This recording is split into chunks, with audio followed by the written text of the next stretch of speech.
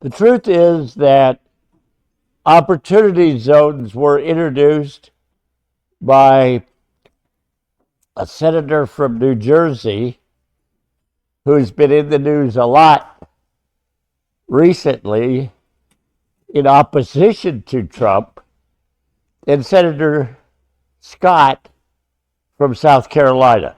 It was a bipartisan bill that introduced opportunity zones in 2017.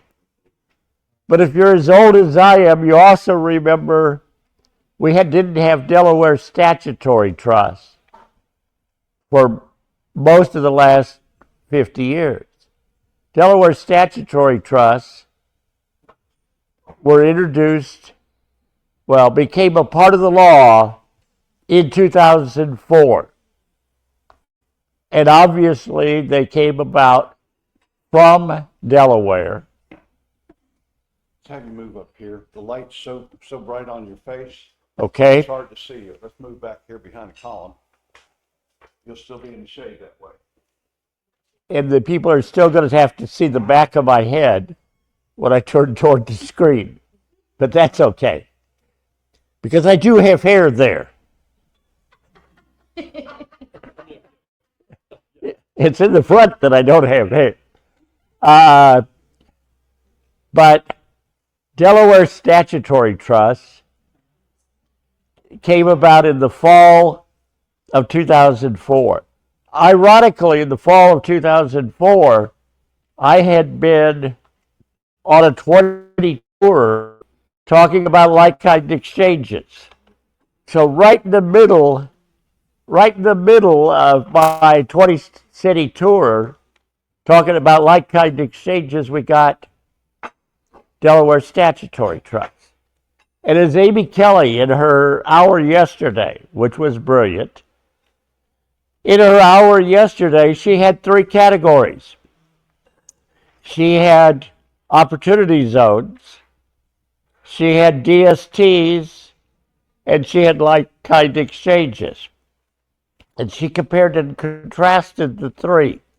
I'm going to do more of that comparing and contrasting here. But the thing you remember that she distinguishes different between a like-kind exchange, where the owner has to actually manage, run, do all the work for a like-kind exchange. Along in 2004 came DSTs. And DSTs allow for a like-kind exchange on a passive basis. That's very, very important development, because what it meant was it was much easier to do a like-kind exchange. If you're as old as I am, you have some amazing memories. I had a gentleman selling a downtown Atlanta office building. You can probably imagine that he got a lot of money for a downtown Atlanta office building back in the late 1990s, early 2000s. And the problem was he got too much money. Finding a lot of appropriate kind of exchanges was a major, major difficulty. He spent a year and a half. That he was an older gentleman. He's with a younger wife, with a trophy wife, as they say.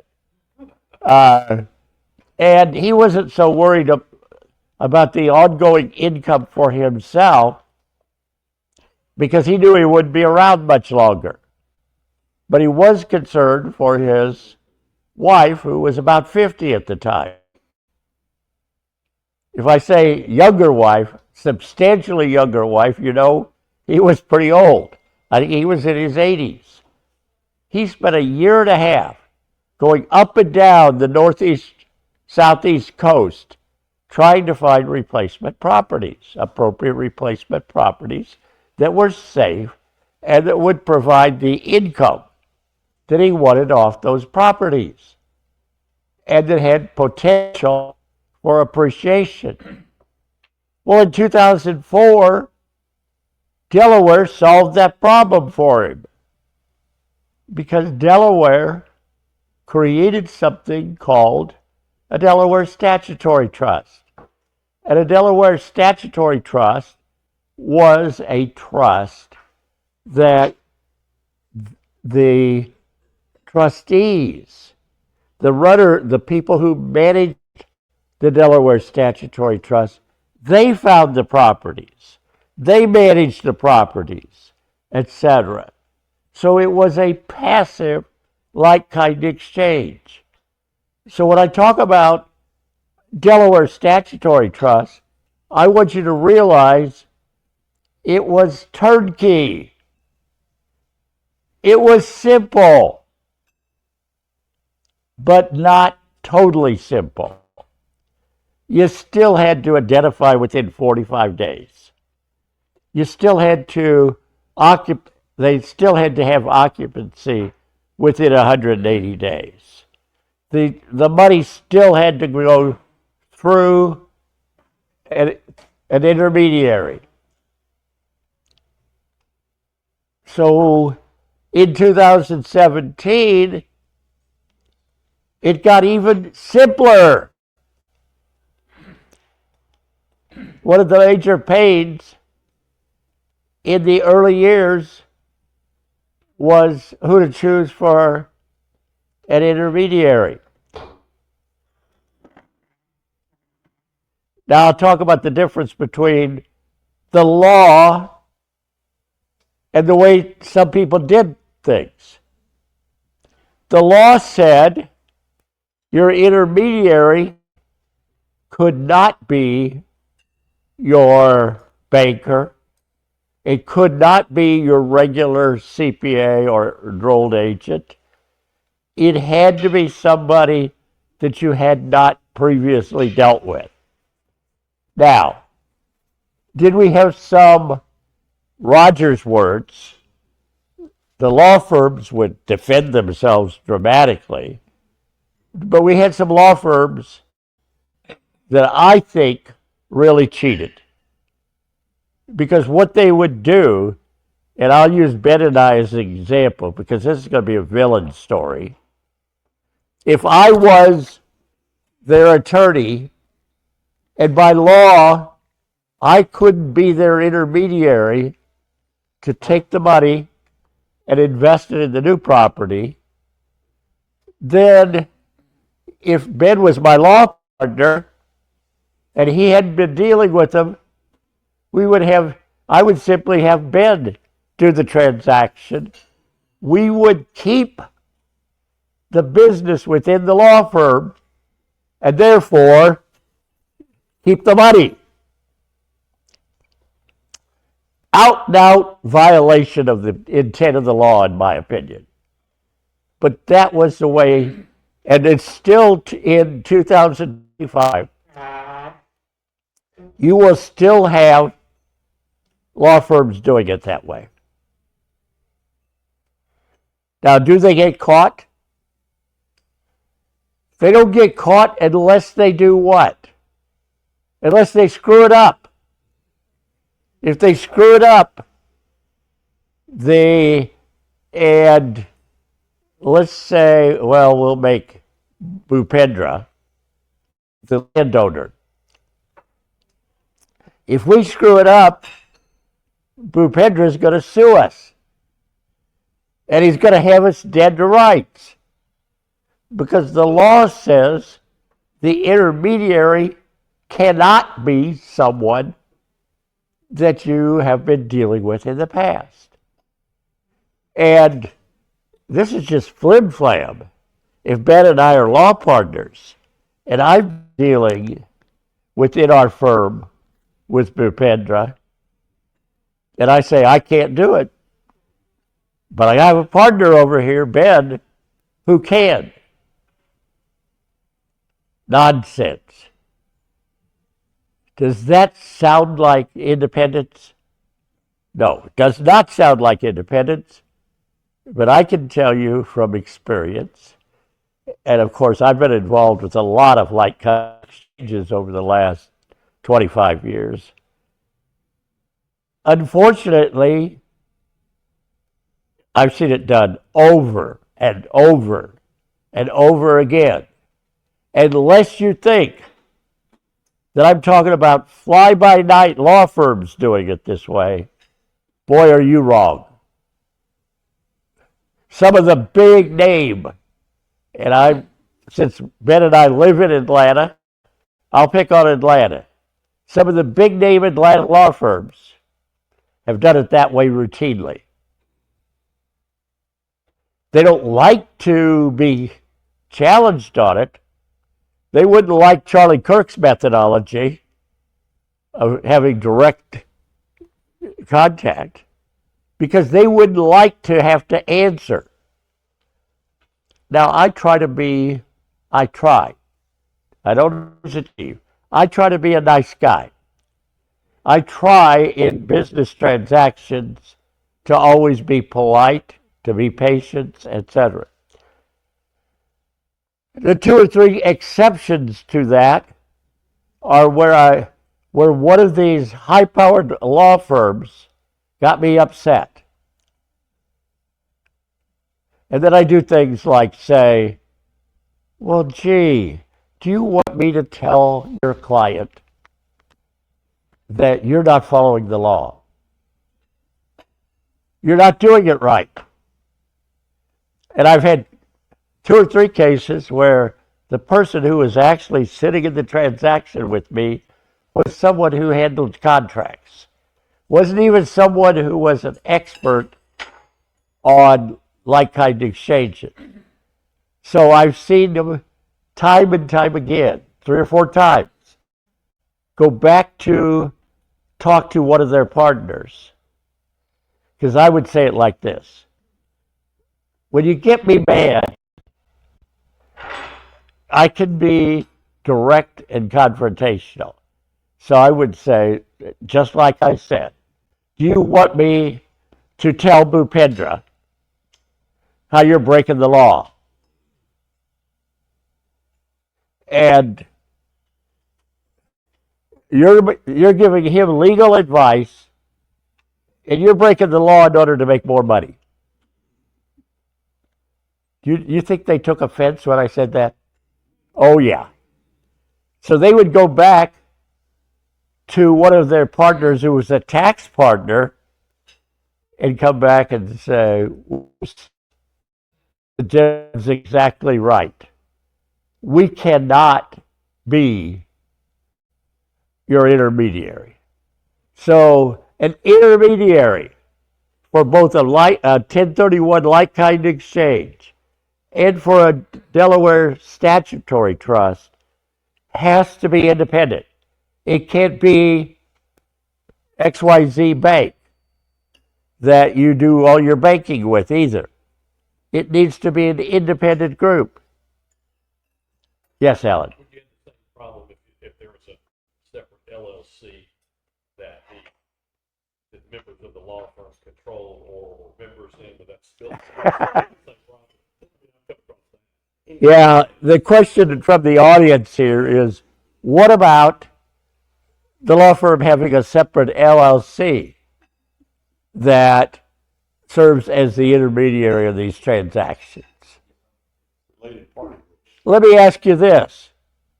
You put 12 non-professional real estate or accounting people on a jury, and you have your attorney and the attorney for the group that says you shouldn't do that hires me or hires Ben to testify. Do you think they're going to like what we say? No. Do you think the jury is going to believe them where they have a vested interest and where they won't be quoting the law, or us, little old Roger, or little old Ben? And I guess I should be careful these days saying little old, because we are. But truth is, the intermediary for both a 1031 like-kind exchange and the intermediary for a Delaware statutory trust, which is basically the same thing except it's passive transaction. That was the law for, you're not going to believe this. You're as old as I am. You have memory lapses at times. For some reason, though, I don't have memory lapses on numbers. I might have memory lapses on legal principle or on names, but I never have memory lapses on numbers. Like-kind exchanges goes back to something called a Starker exchange. And I believe the first Starker exchange was 1931. We're about to get to 100 years of like-kind exchange experience. Now, having said that, when Mr. Starker did his exchange, he had really, really expensive legal representation.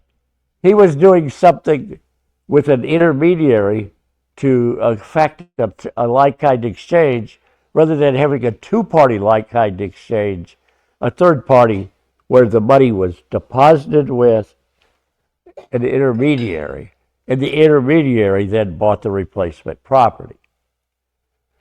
All that's, I think some of this history is very important for you to understand the way things have developed. So in 1931, Mr. Starker, I hope I got the year right, Mr. Starker did his exchange. Do you think the IRS challenged it? They challenged it over and over and over again. But in an interesting switch, the IRS never won. Mr. Starker won time and time and time again. So, what the IRS did, and this is very important for you to understand this, what the IRS did said, if you can't beat them, let's write the rules, which is what they did. So what rules did they write? That within 45 days, you had to tell the intermediary what you were going to buy. You had to close the transaction within 180 days. But as long as you dotted your I's and crossed your T's, after the IRS lost 3 or 4 times against Starker exchanges, they finally acquiesced and said, okay, you can do a 3-party like-kind exchange if you do this. Identify in 45 days and close in 180.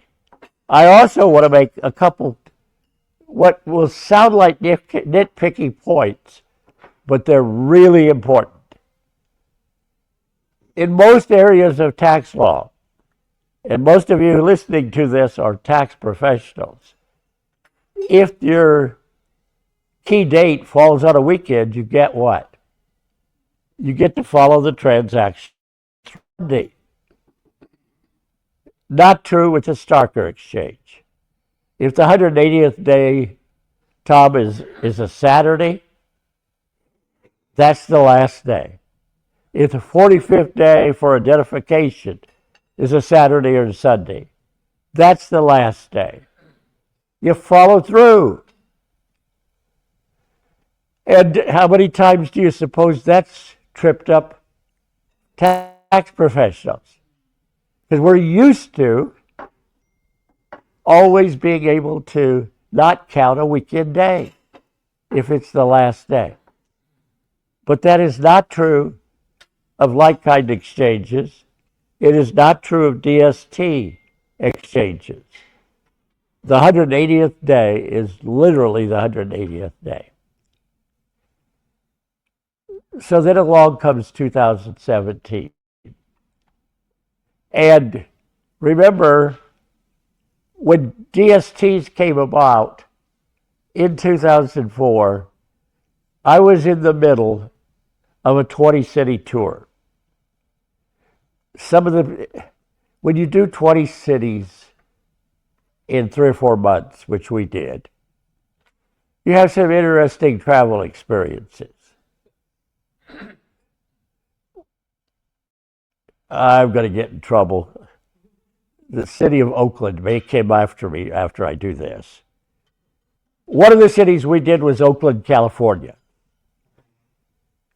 And Oakland in 2004 was still pretty nasty. So we arrive at our hotel between 11 and 12 at night, the day before we're going to do Oakland. And when we arrive, in the lobby are 2 armed security guards.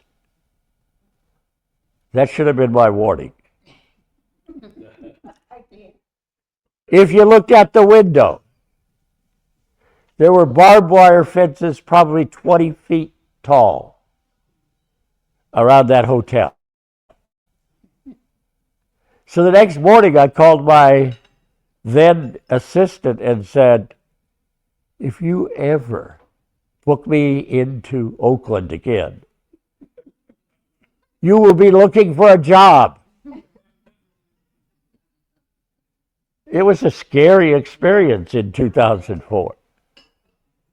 But the reason I say this is, I think we were within a week of the Delaware Statutory Trust, which means it would have been, I think, October of 2004, where Delaware Statutory Trusts were becoming an acceptable means. Now, most like-kind exchanges are Delaware Statutory Trusts.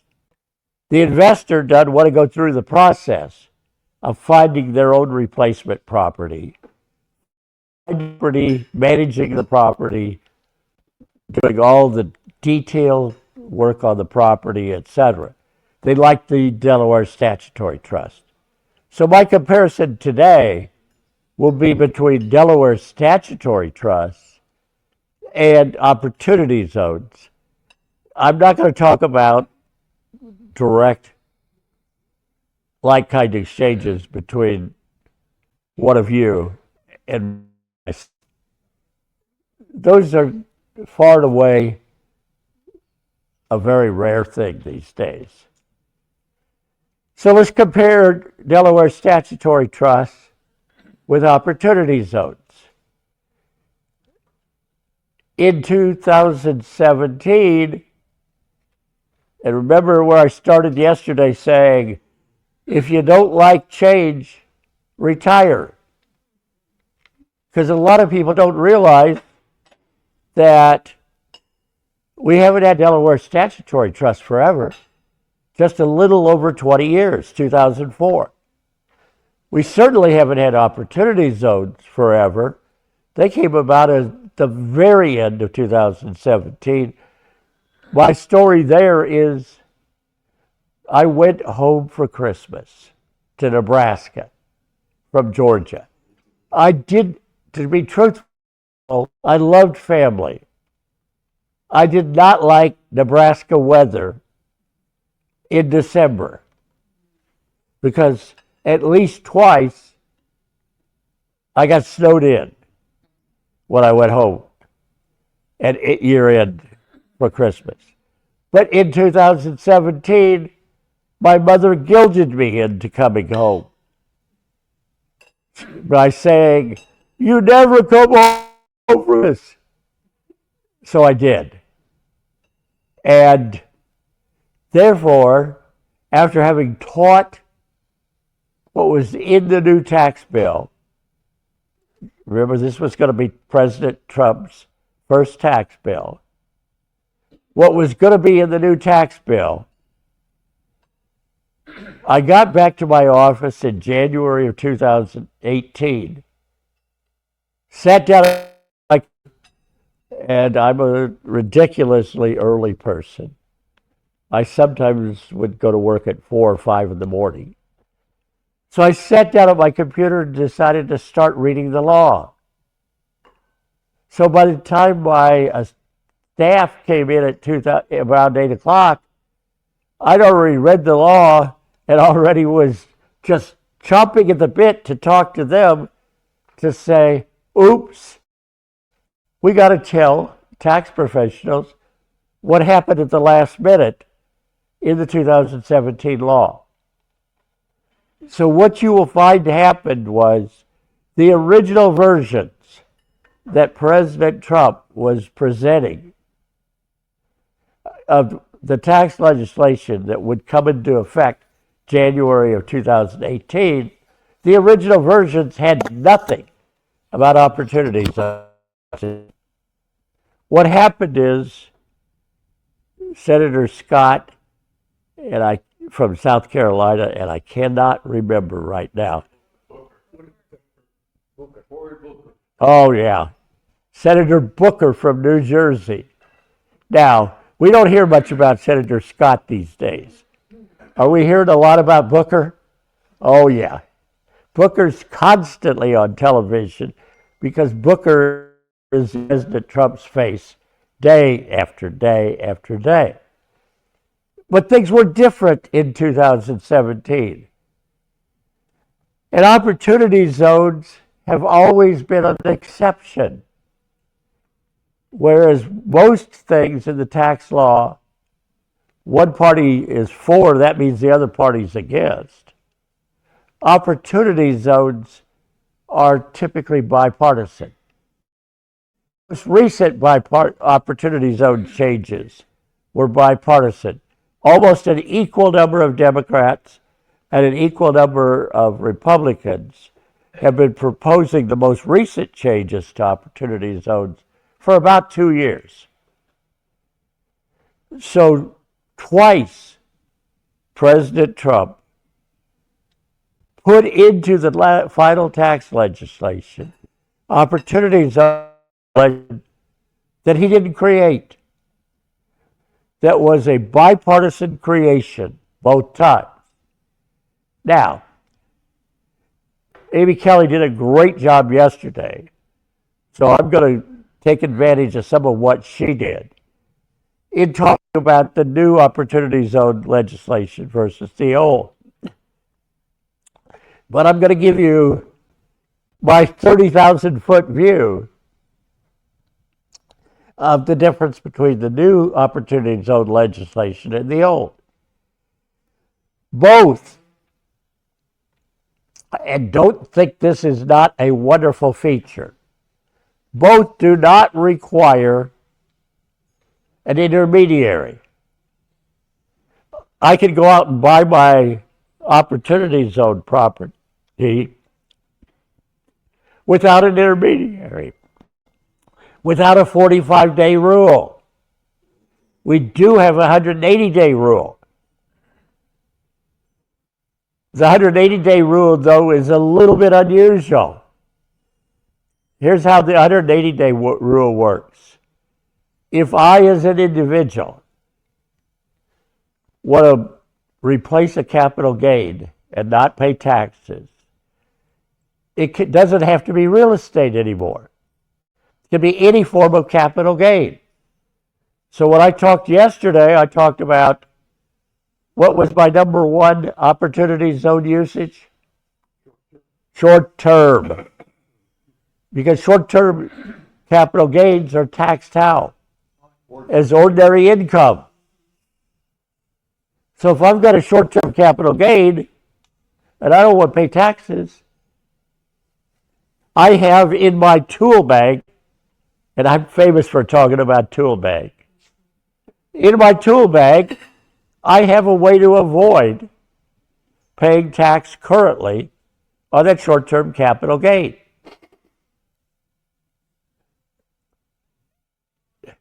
A new tool, a new solution to the short-term capital gain problem. So, wow. Do I think that's important about opportunity zones? Absolutely. a lot of people who knew something about what I had done previously were shocked that I became such a strong advocate of opportunity zones. They thought of me as Mr. DST. Well, they were wrong. I viewed myself not as Mr. DST, as Mr. I don't want to pay the taxes now. And along came a better tool. Now, Amy Kelly would tell you, but she's not here to back me up on this. Amy Kelly would tell you, when I first started telling her boss, her associates, etc., about opportunity zones, I got challenged a lot. There was one guy in Denver who emphatically challenged me. Said, you can't do that. It doesn't work the way he says. But I had somebody much more sophisticated, much better respected than myself to say, yes, you can. And Ben, you may remember that there was a white paper published by a very powerful law firm in the Midwest or the Mid-Atlantic. You remember the name of the law firm? Oh, that's going back too many years, Roger. I'm sorry. Yeah. And so, ironically, I was talking to Amy in the afternoon and morning of a Friday, always a Friday. I'm frustrated continually by the fact that other people don't work on weekends. And that I can't tell people when I have something on my mind. I try to say I'm a patient person. I'm not always patient on weekends when nobody will answer the blankety blank phone. There are some, I give the tax profession credit. Tax professionals typically answer their phone on weekends. But regular business, and it's gotten worse, hasn't it? Nobody answers their phone on a weekend. So something happens to me afternoon, I have to wait till Monday morning. Well, that's what happened to me in this case.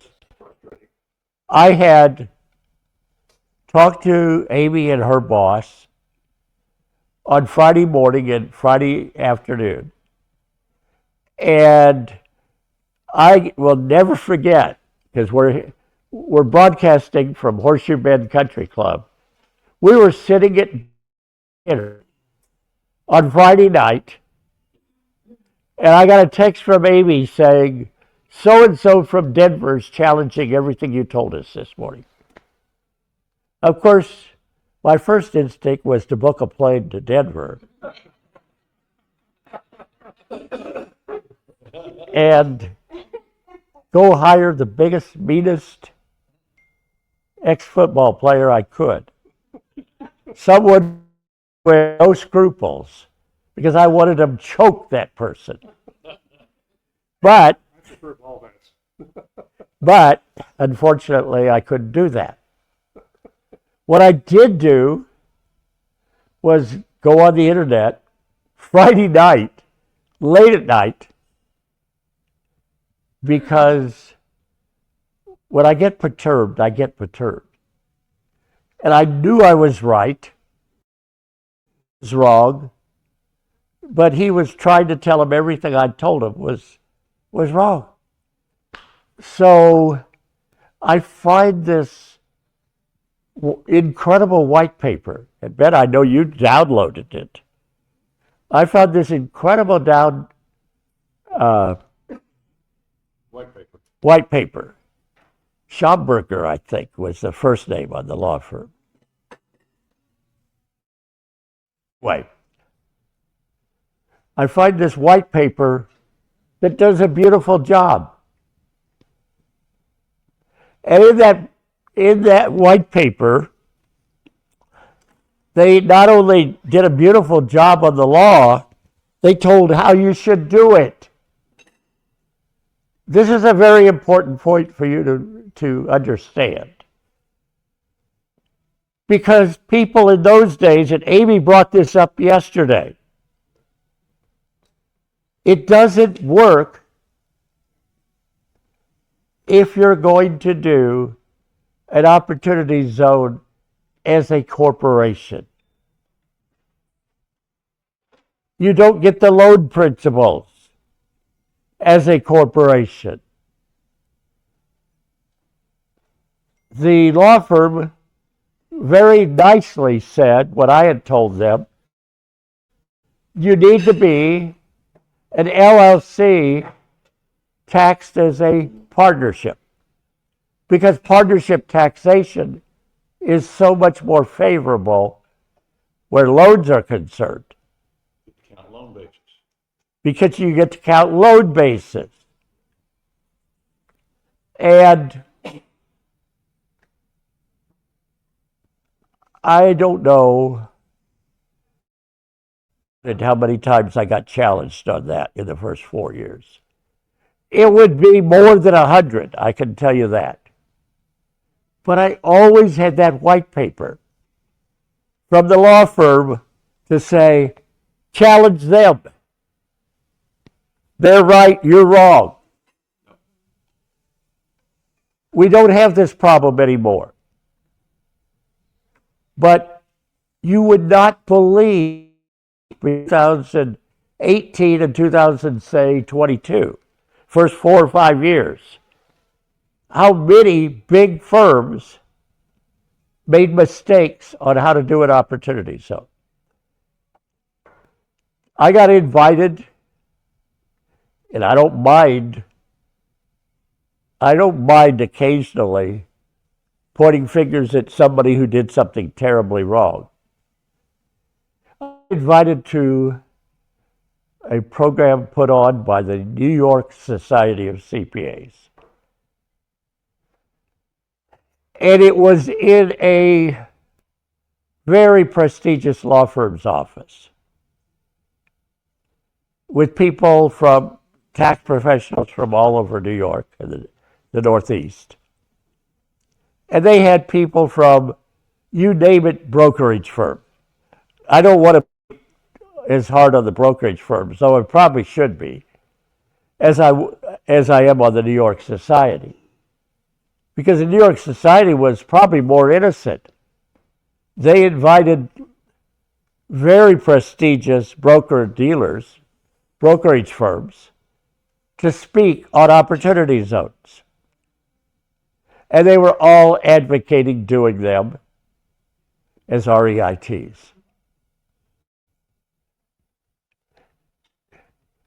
Now I have to be careful. I don't use profanity. But I was certainly inclined that day to think profanely, because you had people, well, from companies, I don't know for sure, but it was on the level of the JP Morgans, the Morgan Stanleys, Wells Fargos, etc. The whole panel was powerful brokerage firms. And they were all patting each other on the back with, you want to do opportunity zones as REITs. Well, in 2025, you're not going to find anybody as REITs, are you? Because corporate form an opportunity zone is wrong because of the tax principles. Clearly, they weren't getting good tax advice. But the Mid-Atlantic law firm was doing it perfectly. They had it very nice white paper. Now, wasn't it 5 pages? It was probably more like 80 or 90 page white paper. But it was dead on. You wanted to do it as you want to do an opportunity zone as an LLC taxed as a partnership. So in 2025, if you see an opportunity zone done as an REIT, you need to say, no, they don't know what they're talking about. Because virtually nobody makes that mistake anymore. But 3 or 4 years ago, Reg, everybody made that mistake. It was a huge problem. Now, the Mid-Atlantic law firm made one mistake. This is a mistake you're not going to believe. The Mid-Atlantic law firm concluded everybody will do it right. And I'm going to quickly grab a drink for my throat. They concluded that everybody would do it right. The truth is, virtually everybody was doing it wrong. I'll tell you why. The reason why is because that's what they were used to doing with real estate transactions. They were used to doing them as REITs. They hadn't done them as partnerships. But think about it. LLCs, taxes, and partnerships, a pretty wise thing to do, isn't it? You get limited liability by being an LLC. You get loan flexibility by doing it as a partnership. So LLCs, taxed as partnerships, are the right way to do an opportunity zone. Now, the rest of the world was laughing at us. Now you say, what is he saying? The rest of the world was laughing at us. LLCs are not an American thing, are they?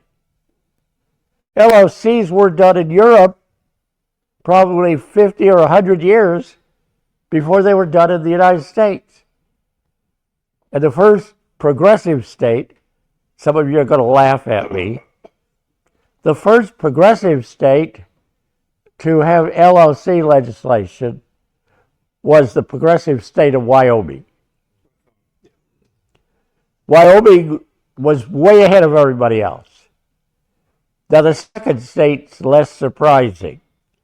The second state, which became important with LLC legislation, was Texas. And Texas was famous for allowing one-person LLCs. Because prior in Wyoming, it was originally at least a two-person partnership. But one-person LLCs were created pretty much in Texas. So there's a little history lesson that you may be wondering, would everybody do this? No, but Roger would, because it helps you understand the way opportunity zones have developed. So opportunity zones come around in 2018. They weren't widely used at all for the first 4 or 5 years. And people questioned me. Can you take that, Ben? Because it's Amy, I think. After about 4 or 5 years, people started getting smarter on opportunity zones and realized a lot of what I like that causes me to much prefer opportunity zones to DSTs. So now I'm going to go through a list here real quickly for you of why I like opportunity zones as opposed to DSTs. Well, I am if I can find a pen.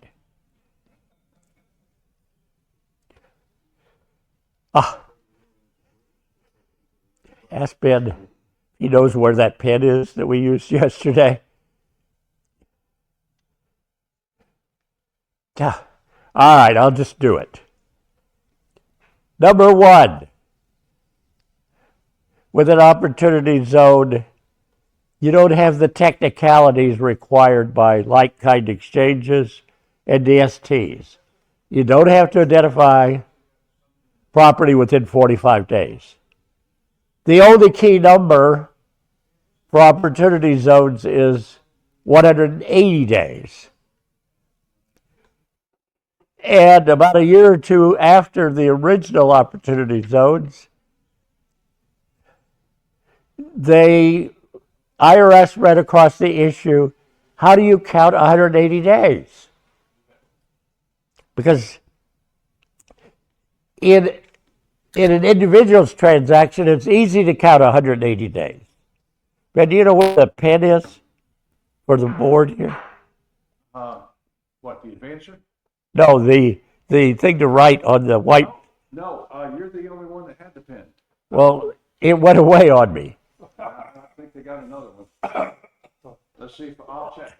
Please do. Because I'd like to write my list on here, because I think this is an important list of differences.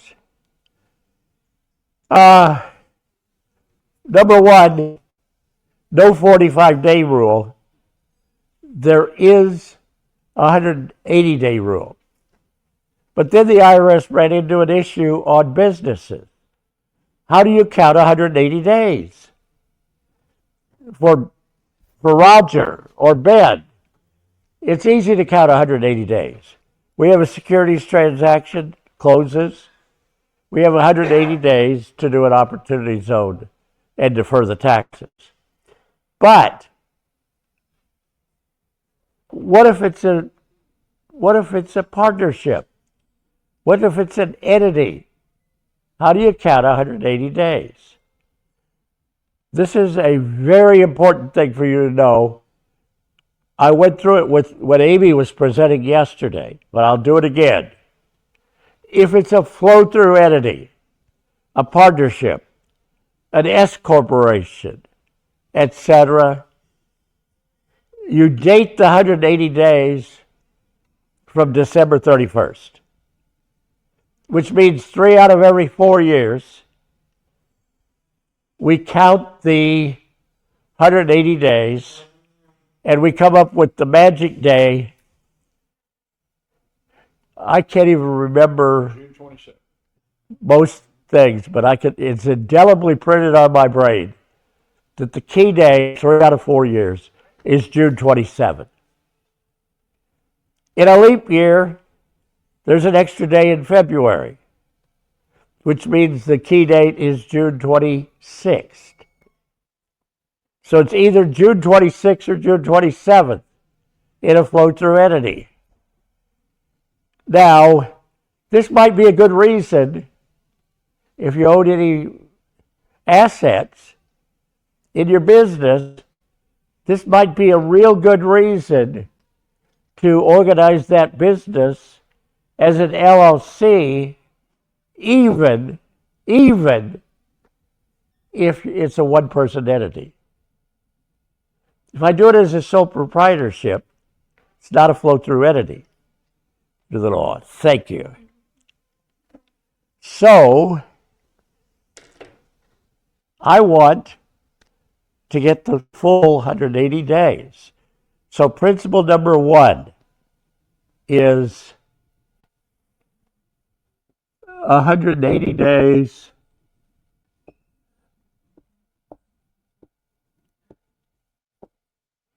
but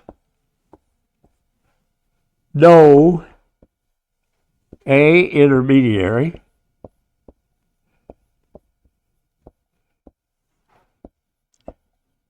and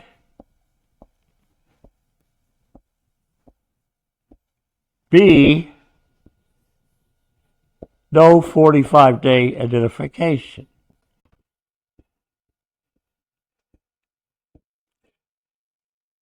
Quite frankly, that alone would be enough to convince me that I like opportunity zones better than like-kind exchanges or DSTs. Think about it. Does anybody ever make a mistake on the 45 days? Of course. Does the 45 days sometimes force people to act too quickly? Yes. As a matter of fact, one of the things Amy did yesterday, but Amy doesn't shout at you like I do. So you maybe not pick up the importance of the principle. Opportunity zones are a way to correct failed like-kind exchanges and failed DSTs if you failed it because of the 45-day rule. Because you don't have a 45-day rule with opportunity zones. Number 2, it is, and maybe I should have made this number 1, quite frankly. It's all capital gains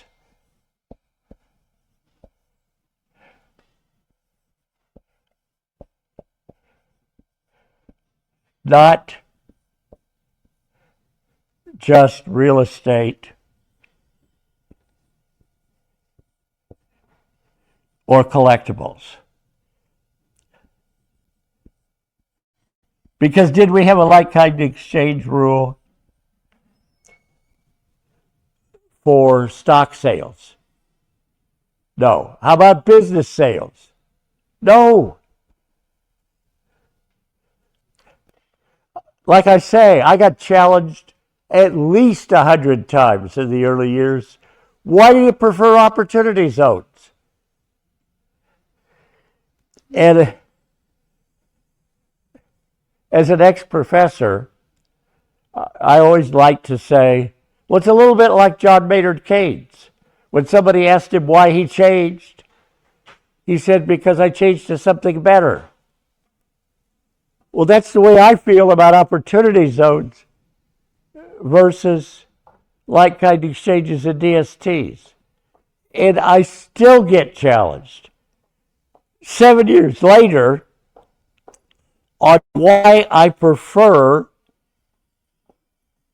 opportunity zones to like-kind exchanges or DSTs. To me, it's obvious. Opportunity zones are, number 1, more flexible. Number 2, more inclusive. Let me say that again. More inclusive. It's any capital gain. If I'm lucky enough to have bought Tesla in the early years, could I have a massive gain? Huge.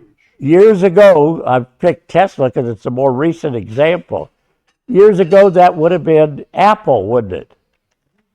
Or NVIDIA. Or NVIDIA, or so many of them. You can't do a like-kind exchange or a DST for those two things. Can you do opportunity zones with that gain? What about collectibles? Do some people have enormous gains on gold coins? I think the next big one, like I said yesterday, is going to be silver. Because don't ask me, now I'm parroting, because I don't understand. That's one good thing about somebody who's a professor. A professor learns when somebody says something that they like, they steal it. And it becomes something they say. Well, that's what I've done with my advocacy of silver. I've heard so many times now in the last 6 months about how silver is a critical component of artificial intelligence. And if silver is that important, what are some of the silver bugs saying? They're saying we're going to run out of silver. Well, if a commodity is going to become scarce, That's probably a good investment, isn't it? So I don't know that they're right, but there are too many of them that seem to have a lot of credentials who are saying silver is at risk. We got to find more silver. Now, there's silver in the world that hasn't been found there. But so that is one of the things you're seeing some government people say, we got to develop silver. They're not saying it as much about gold, are they? Because gold's scarcer. And gold isn't critical to, from what I understand, to the artificial intelligence problem. But if rare earths are important, and silver is an important component of working with rare earth, as a tax professional, I'm going to give you an investment tip. Buy silver. Because artificial intelligence, stocks, etc., have been the rage. A lot of times, the easiest investments are not being the pioneer, but being the copycat. The copycat investment right now is silver.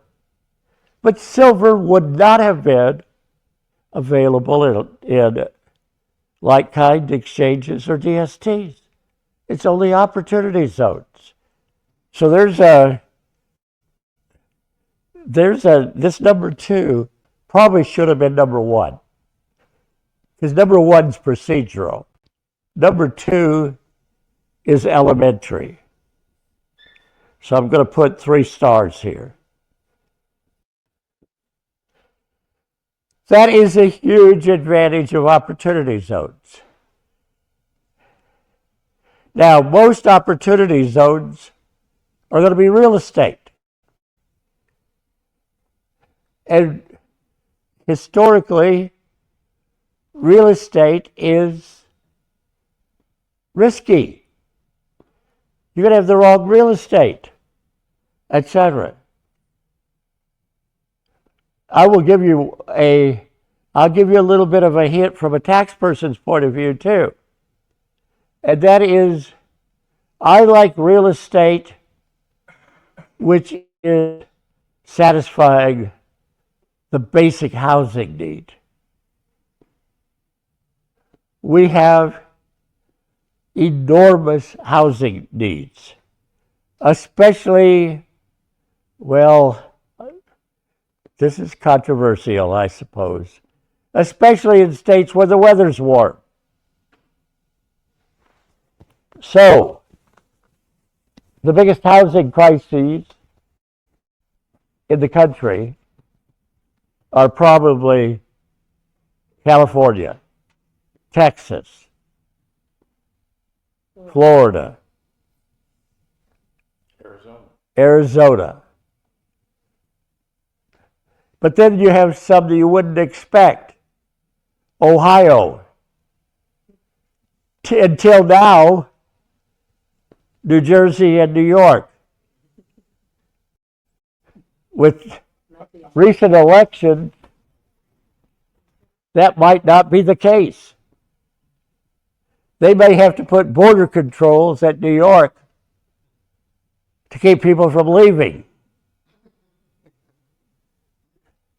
If I were in New York, and I have a lot of friends who live in Florida who were originally New Yorkers. And 40 years ago, when I worked for a group called Cannon Financial Institute, and we would have banking classes all over the country, and we would have people from top 100 banks come to them more than 5 or 6 times. So probably a dozen times at least, I had somebody from New York come from one of our classes in a warm weather climate, California or North Carolina or Florida, and they wouldn't go home. They didn't even go home to pack. They had their friends and family. They got a job while they were at the conference with a group. There was a group in Orlando that over half their employees at one time must have been people who didn't go home. They were always prepared to find good people from cold weather states and hire them. So let's think about, here's something you need to understand. And Amy pointed this out yesterday. In Florida, let's go with California. In California, you have a lot of, I'm going to call them underutilized or deserted malls. Underutilized or deserted malls. They're not redeveloping those malls. What are they doing instead? With enormous incentives from the state of California, they are turning it into residential housing. If you have a housing need that they have in California, that just makes sense. It absolutely makes sense. Amy told us yesterday about one of my favorites, if not my favorite, opportunity zone in Cincinnati. The need for housing is such that the state of Ohio and the city of Cincinnati have given that Victrix group so much tax credit that we found out yesterday they paid $18 million to buy it. And they have $40 million in credits at this point. So they have a $22 million negative basis in their property. Until you realize how bad the need is in this country, you don't realize why. So a lot of the great opportunity zones are redevelopment housing. Another group was in California. In some of the really high-profile cities, they would find run-down office buildings and turn it into what? Housing. If you want to talk about big trends in the country, you can talk about artificial intelligence. You can talk about some of these other things. But the less sexy one, probably the Warren Buffett one, would be what? Housing. Housing is a big issue, a huge issue. So a lot of the great opportunity zones are housing. All right, Jam, we're going to now flip through my charts pretty quickly. As usual, I took all this time to do this. Like-kind exchanges. Oh, this should have been number 3. So now I'm going to have to erase this because I got to put a 3 up.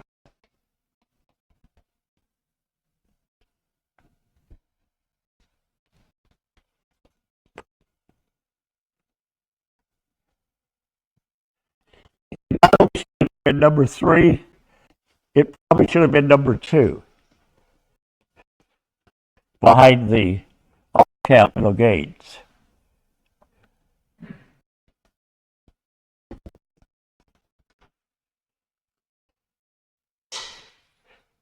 Number 3 is that with opportunity zones, you own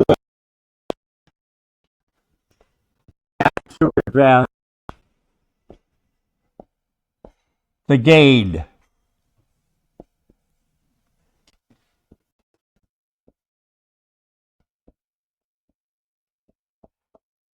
don't have to invest the basis. In a like-kind exchange, you have to invest the basis. Yeah, if you don't, you get what? Boot. And boot's not something you want. Ordinary. Delaware Statutory Trust. Same thing, isn't it? Because it's just a form of like-kind exchange. But with opportunity zones, you only have to invest the gain.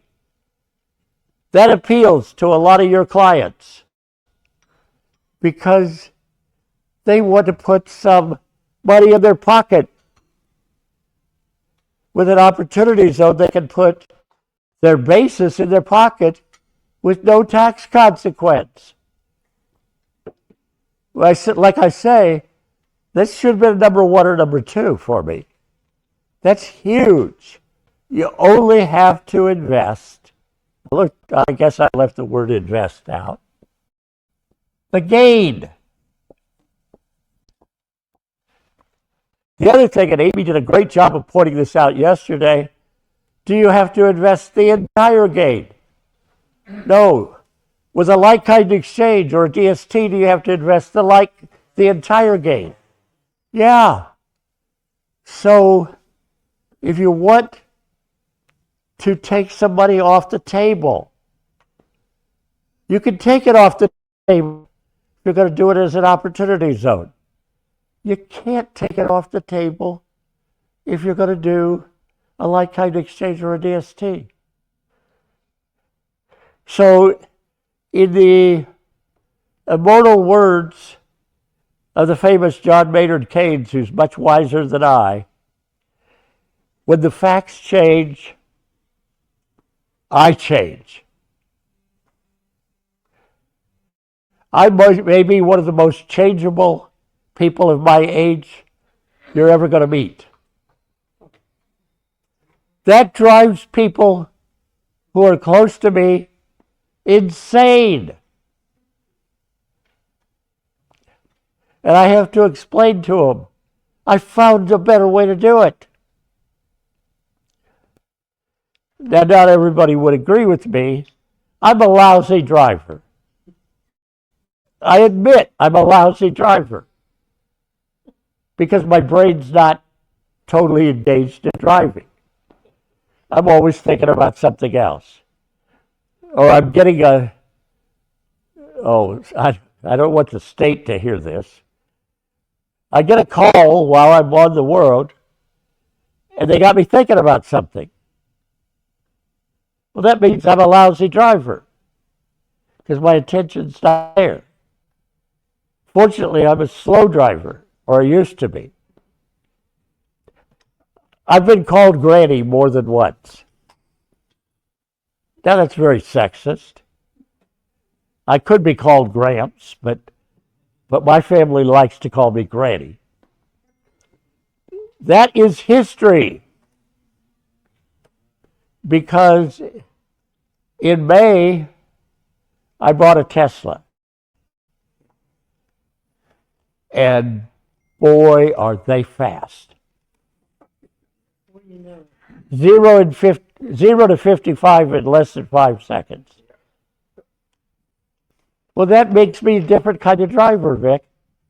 It means that if there's a car 3/4 of a block down the street, in the old days, I'd wait for him before I made my turn in front of him. Now there's no need to wait because I can be done with my turn and they're still going to be half a block down the street. I hate people who drive up behind you and immediately honk. It may be one of my biggest pet peeves in the world. So I love to get next to them at an intersection and leave them a block or two behind when I pull out from that intersection. Because they upset me. I started to say it nastily, but I quickly corrected myself. I could do that with the Tesla. I couldn't do it before. The other thing is, I used to follow the old principle of how many car lengths you have to be behind somebody when you're following. That got me called Granny a number of times too. I follow a little closer today. Why? Because the minute I stop feeding the Tesla, you stop right then and there. Well, so it's made me a safer driver. It's made me a less cautious driver or a more aggressive. Change when change is important. That's the point I'm trying to make here. Opportunity zones were and are a major, major improvement over like-kind exchanges and DSTs. They are also a way to fix failed ones. But in terms of where I started yesterday,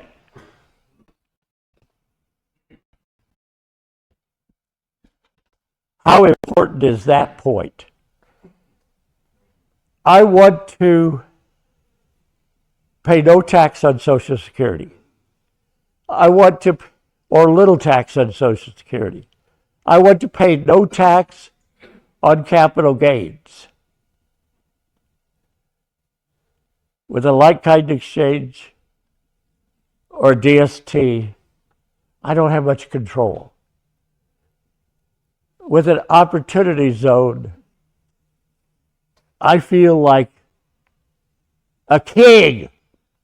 I feel like I've got the control, which is a very powerful thing.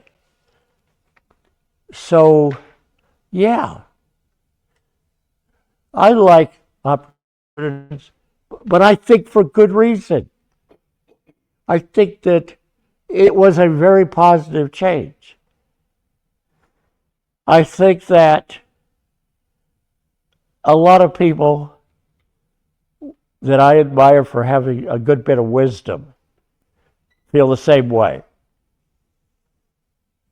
I'll give you a hint of a trivia question I would like to ask you. The Georgia-based politician who was part of President Carter's administration, who has moved back to Atlanta and is an enormous, enormous advocate of opportunity zones.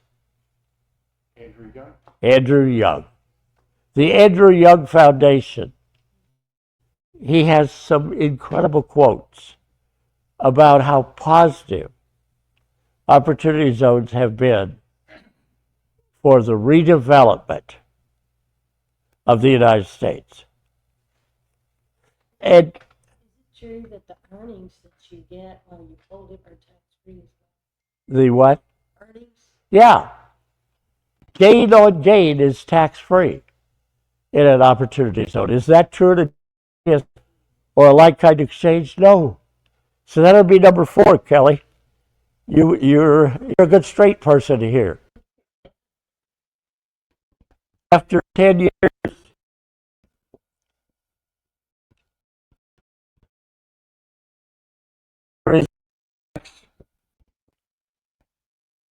on gain on gain.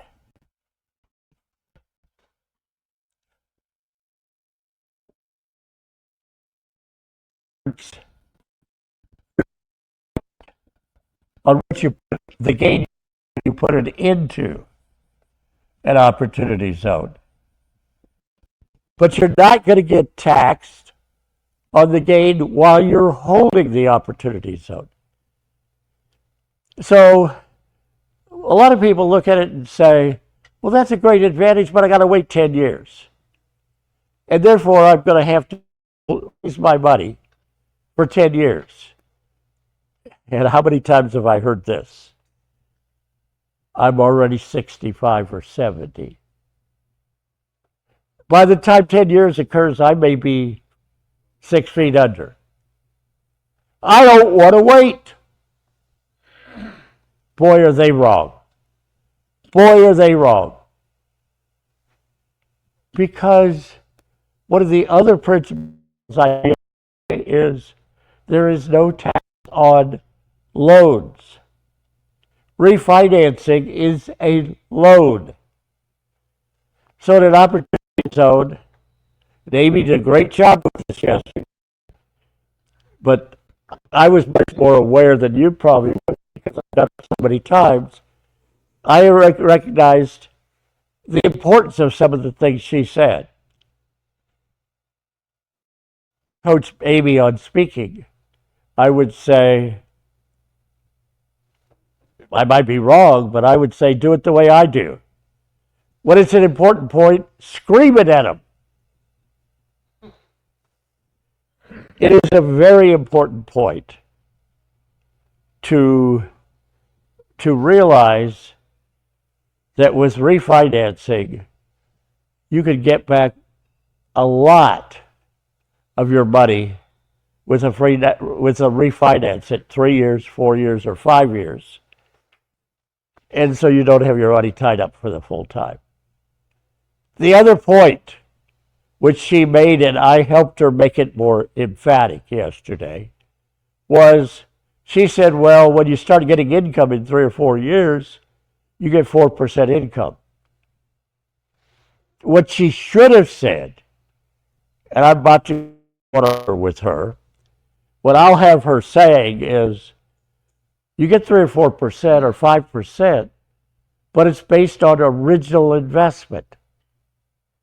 So if you made $1 million investment and you only have 300,000 still invested because you got 700,000 back from the refinancing, 4% on 300,000, your remaining capital in the deal is a lot higher than 4% on $1 million, isn't it?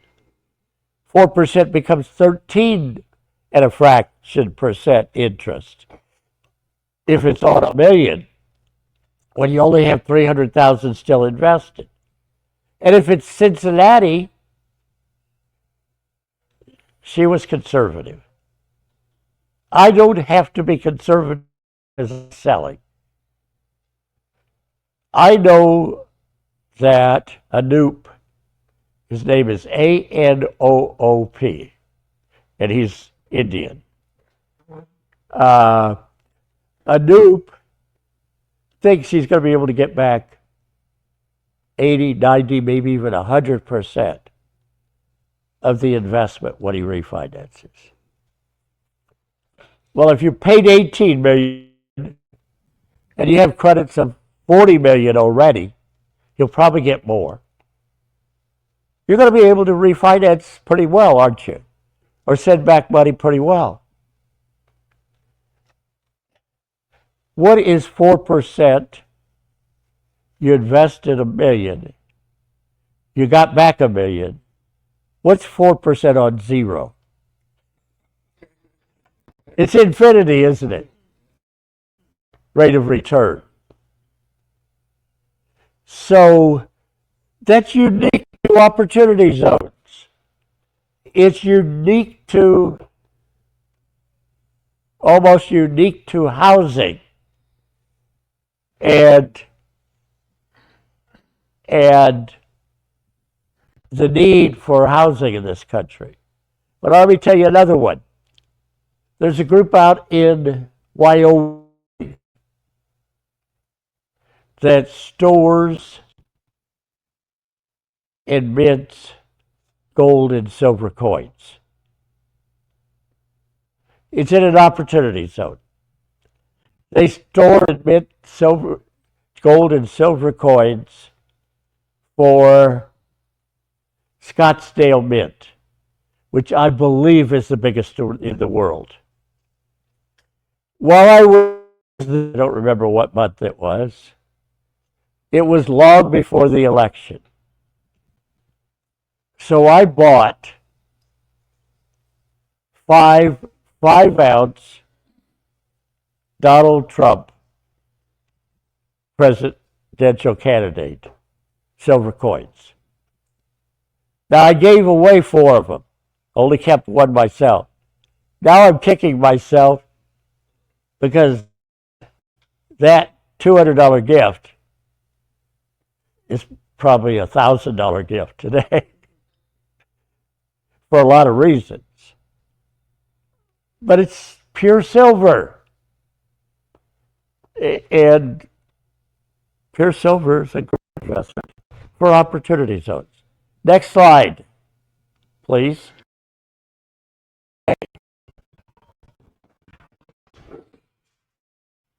First bullet under opportunity zones there. Only allow capital gain to be invested. Not only do we not require investment of basis, the IRS regs almost prohibit investment of basis. Wow.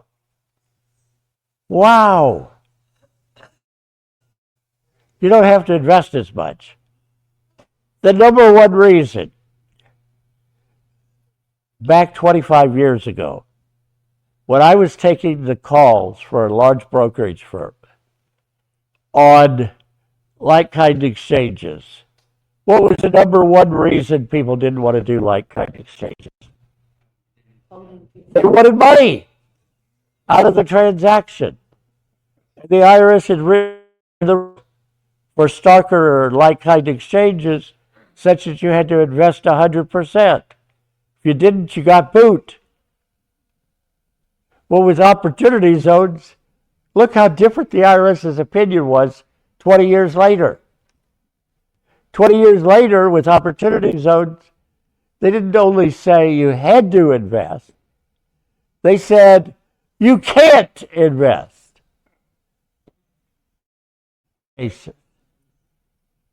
Wow, is that an important difference? An incredibly important difference. Well, they went from trying to discourage the transaction to trying to encourage it. I mean, with the original like-kind exchange, they didn't want you to do that.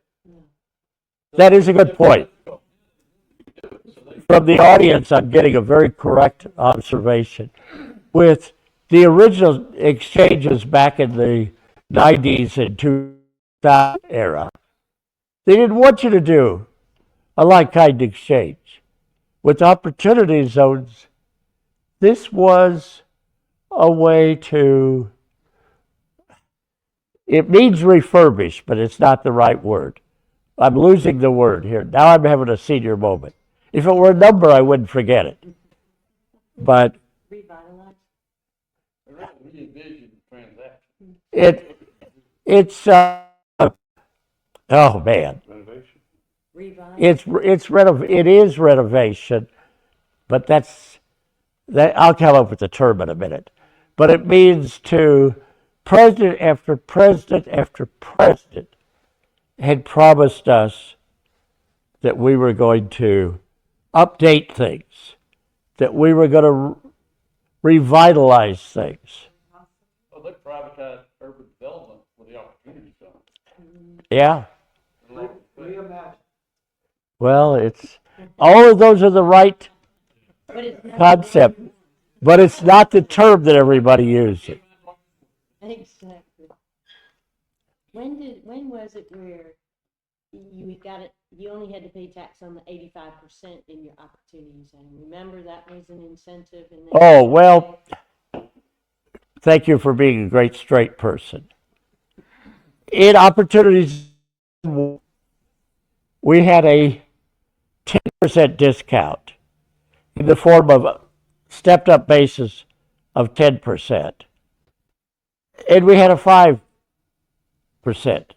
So in theory, in the very early years of opportunity zones, you could get a 15% step up in basis.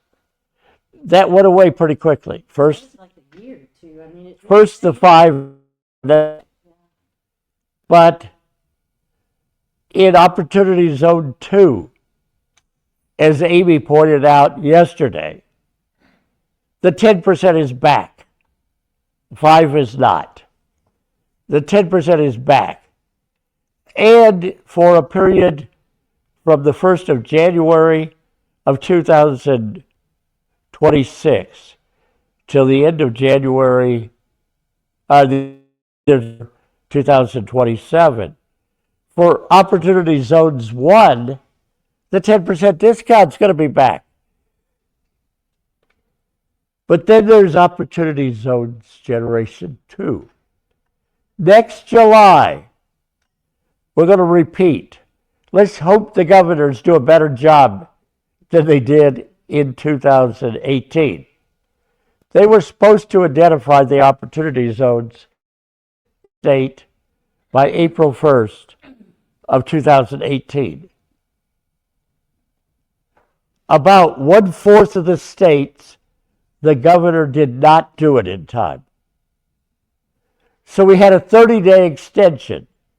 I call it the Florida extension because the then governor of Florida was one of them who had failed to identify the opportunity zones in his state. We were okay in Georgia. We were one of the states where they had done it. But we gave them an extra month. We had to, because 1/4 of the people who were supposed to identify the opportunity zones in their state didn't realize how important it was. I don't think that's going to happen this time. So by July 1st, next year, the governors, even the jurisdiction that's Washington, D.C., some of the territory, and Puerto Rico, are going to have to identify their opportunities. Now, with Ben helping me with Puerto Rico, last time around, about 90-some% of Puerto Rico was an opportunity zone. There was one little section at the top right of Puerto Rico that was not an opportunity zone. Now, you may be the type that Puerto Rico doesn't excite you. So let me give you one that maybe is more likely to excite you. Hawaii. There are 5 islands that comprise Hawaii. There's Oahu, and there's Maui, and the third one out, and the third in prominence, is called the Big Island. The Big Island is 2 principal cities, Kona and Hilo. They could not be different. Kona is rocky and mountainous. Hilo is on the beach. Hilo reminds me, I always say, of Sarasota 50 or 60 years ago. And Kona, virtually everything in Opportunity Zone 1 was an opportunity zone. So if you didn't like the sex appeal of Puerto Rico, maybe you liked Hawaii better. The weather's pretty incredible in Hawaii.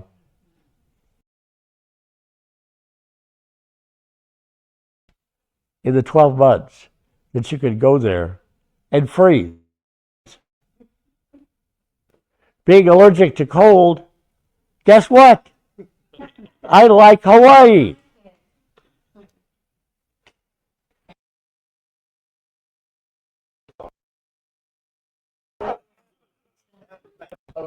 Well, all right. I have to change part of your perception here.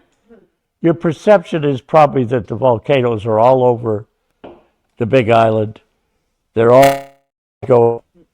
For the most part, there's a small area in the middle of the Big Island where the volcanoes are. So where Kona is and where Hilo is, there's virtually never volcanic experience these days. Now, I believe the news, so I will say, I believe activity in Kona recently. Where's Mount Kilauea? I don't know, that was. I don't know. But opportunity zone. So, and there are some areas that are pretty nice in the country. Opportunity zone 1. Now, as Amy pointed out yesterday, a lot of those are allowed under opportunity zone 2 rules. But there are still areas.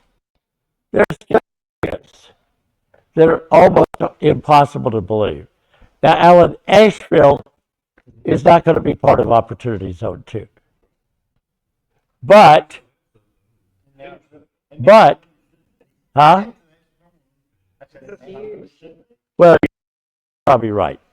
But, In that zone, they put. but there will probably be part of Opportunity Zone 2 are a lot of the Big Island and a lot of Hawaii. Why? Because there's not much population there, Bobby. Population's defining what is rural. I spend an awful lot of time because of work in Florida these days. Ocala. Most of that's going to probably still be opportunity zone. Now, having said that, the fastest growing area in Florida is what? Ocala. Because, and I guess Brad stepped away for a moment, but he said he went there with his wife after I mentioned it at a previous time. The World Center in Ocala is something to see if you haven't. It's an 8 to 10 hour drive from Atlanta.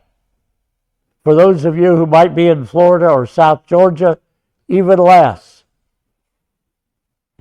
And the World Equestrian Center,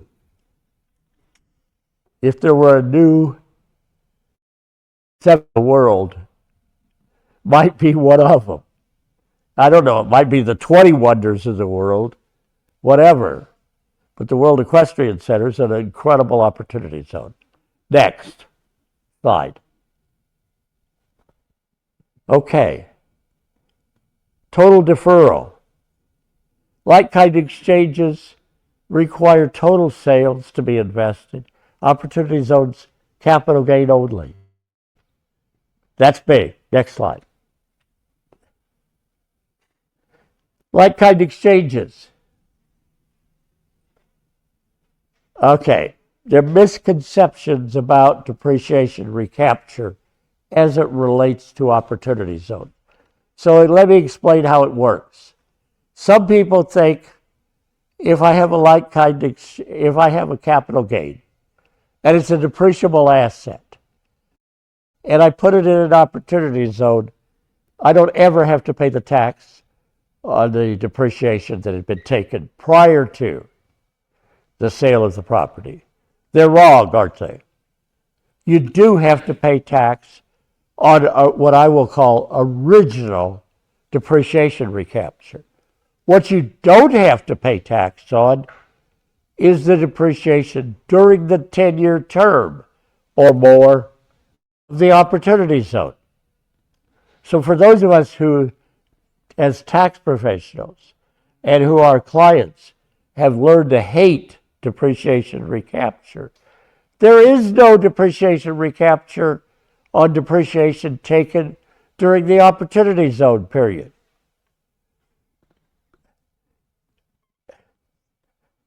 There's a game called three-card monte where they put, or shell game, where they put a shell underneath. The Braves do this constantly. And you're supposed to find where it is after they shuffle it. Well, there is no shell game with opportunity zones. Once you have gained from the time of original investment in an opportunity zone, There is never, never any tax on depreciation when you sell it. So that makes the gain even larger, doesn't it? Because you don't have to pay any tax on the recapture. That's huge. Next slide.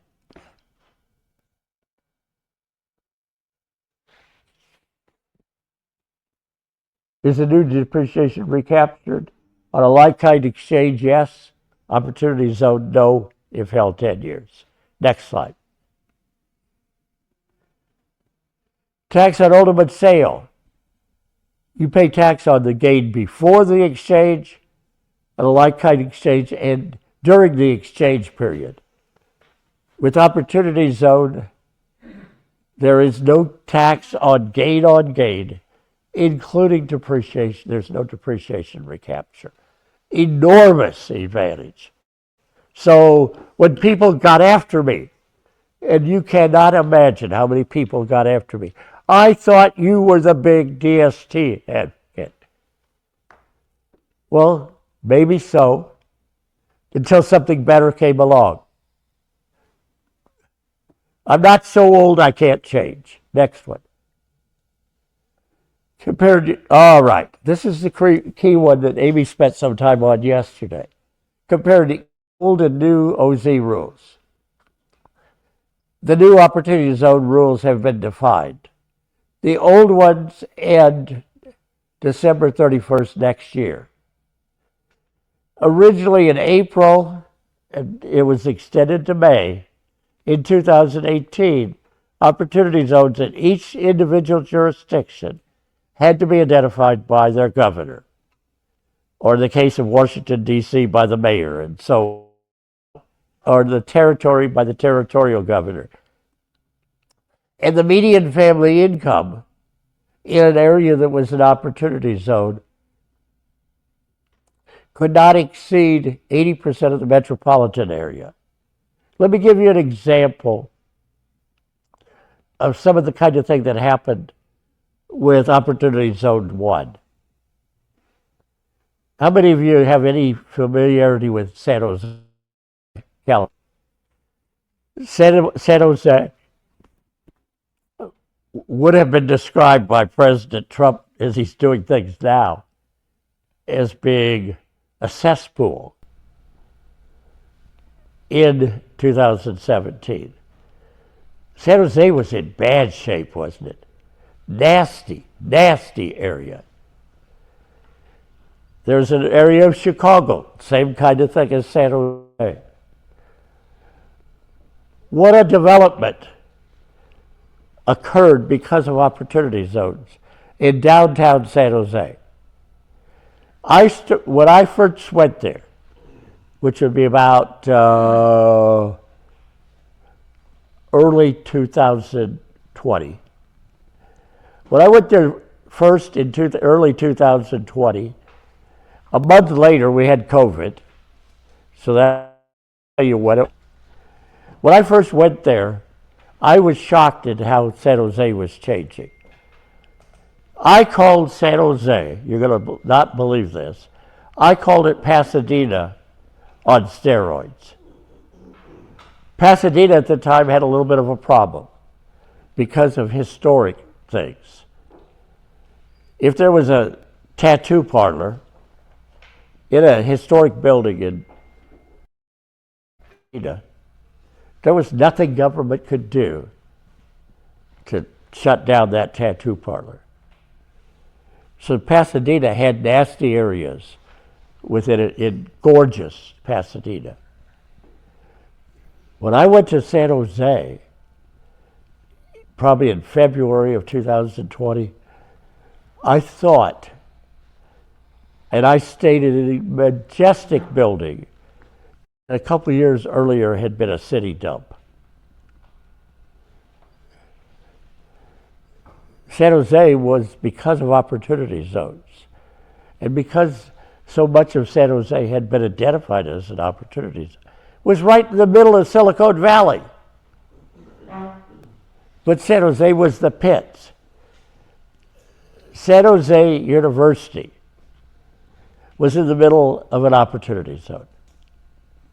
San Jose University, and you're not going to believe this, but San Jose University had a terrible housing problem. They had a parking lot where they had security 100% of the time because students lived where?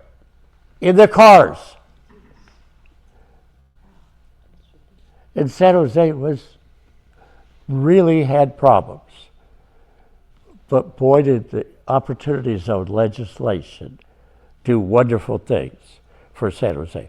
So I'm going to break at this point. I might catch a few minutes of this after break, but let's take a break.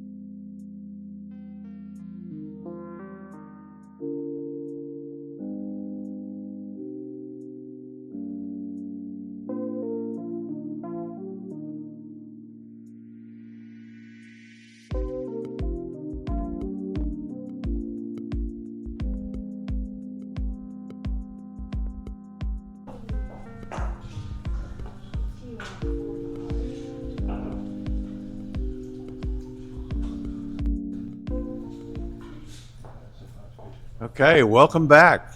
I know we have some new people now on the online, and we'd like to invite you. We'd like to thank you for coming on.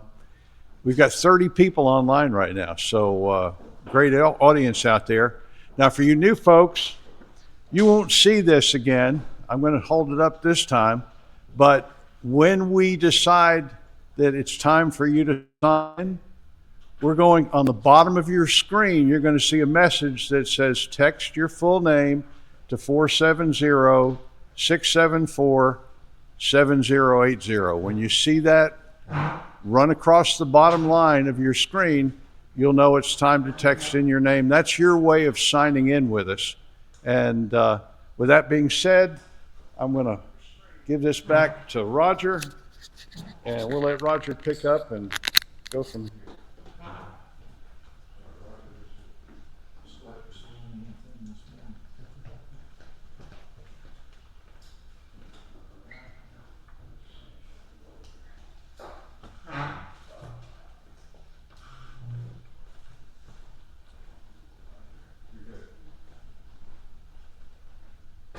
Well, welcome back. I have a little bit more I want to do on DST and OZ, and then I'll do Social Security. I told a little bit of this story yesterday. I don't need typically a microphone to speak. Some people who work with me, some people who live with me, including my children, have to at times say to me, not your speaking voice. Because my speaking voice carries. I learned it a long time ago as a professor. If you're a monotone, nobody ever stays with you. They don't understand the important points. So I don't apologize if I get loud at times. When I get loud, it's probably a good time to listen. Probably because I think it's an important point, or I wouldn't get loud. Now, some people say, but you get loud so often. Well, yeah. I get excited about this stuff. I started yesterday with my 6 what I call magic tax savings ideas. I have it today, but I'm going to do it again now. Tell you what's going to happen futuristically. For the first time ever this year, with those 6 tax points, some of you might thought, can he talk 6 hours on that? But some of you veterans think he might talk 6 days on that. When I was a professor, I never used notes, which caused a lot of people to say, how do you do it? Well, it's because I feel it. I know it. So what we're going to do January through April, and maybe beyond, is we're going to do 2 webinars a month. I'll do a 2-hour webinar. Ben will do a 2-hour webinar. I want Ben to tell you what he's going to do in his 2 hours. Here's what I'm going to do in my 2 hours. I'm going to take those first 6 hours of yesterday, the magic tax savings ideas, and I'm going to build them into case studies. Because case studies are going to help you see the tax planning is not just for the rich. Now, the problem with simulcasting what I'm going to do, or webinars with what I want to do, is Congress people are going to see it. Or they might hear of it. And they're going to say, can you do that? And then they're going to try to shut it down. So I might be doing a disservice to everybody by trying to make people aware. The people who are going to be most aware and you'll have a head start, are those of you who are online and those of you who are live in my audience here, though. But what I'm going to do, the first 4 2-hour segments that I do in this first part of the year, I'm going to use case studies showing how I take 2 or 3 or 4, maybe even 5 of these techniques and allow people to save enormous numbers of tax dollars. For example, you remember yesterday I drew an example up here, not a very good drawing, hopefully a good concept, of a silo. And the way taxes work is you have ordinary income at the bottom, and capital gains sits on top of this. Years ago, this is kind of a funny story, my dad in Nebraska was going to seminars of the same material I was teaching in Georgia. And when the 0% capital gains rate came out, the 15 and 20 came out, his instructor didn't do a very good job. So Dad's understanding was that the capital gains stood alone. They don't stand alone, do they? They sit on top of ordinary income. But then I also showed you with the silo that although ordinary income is the bottom and gain sits at the top, so we take away from capital gains. As we take away from capital gains, we may lower the rate. When you have a standard deduction or itemized deductions, it doesn't take off the top, the capital gains. It takes off the bottom, the ordinary income. Why is that important? Well, Ben used when he was up for his hour yesterday, and my apologies to him, I need to be in Florida for a consulting gig, so I will be leaving this afternoon.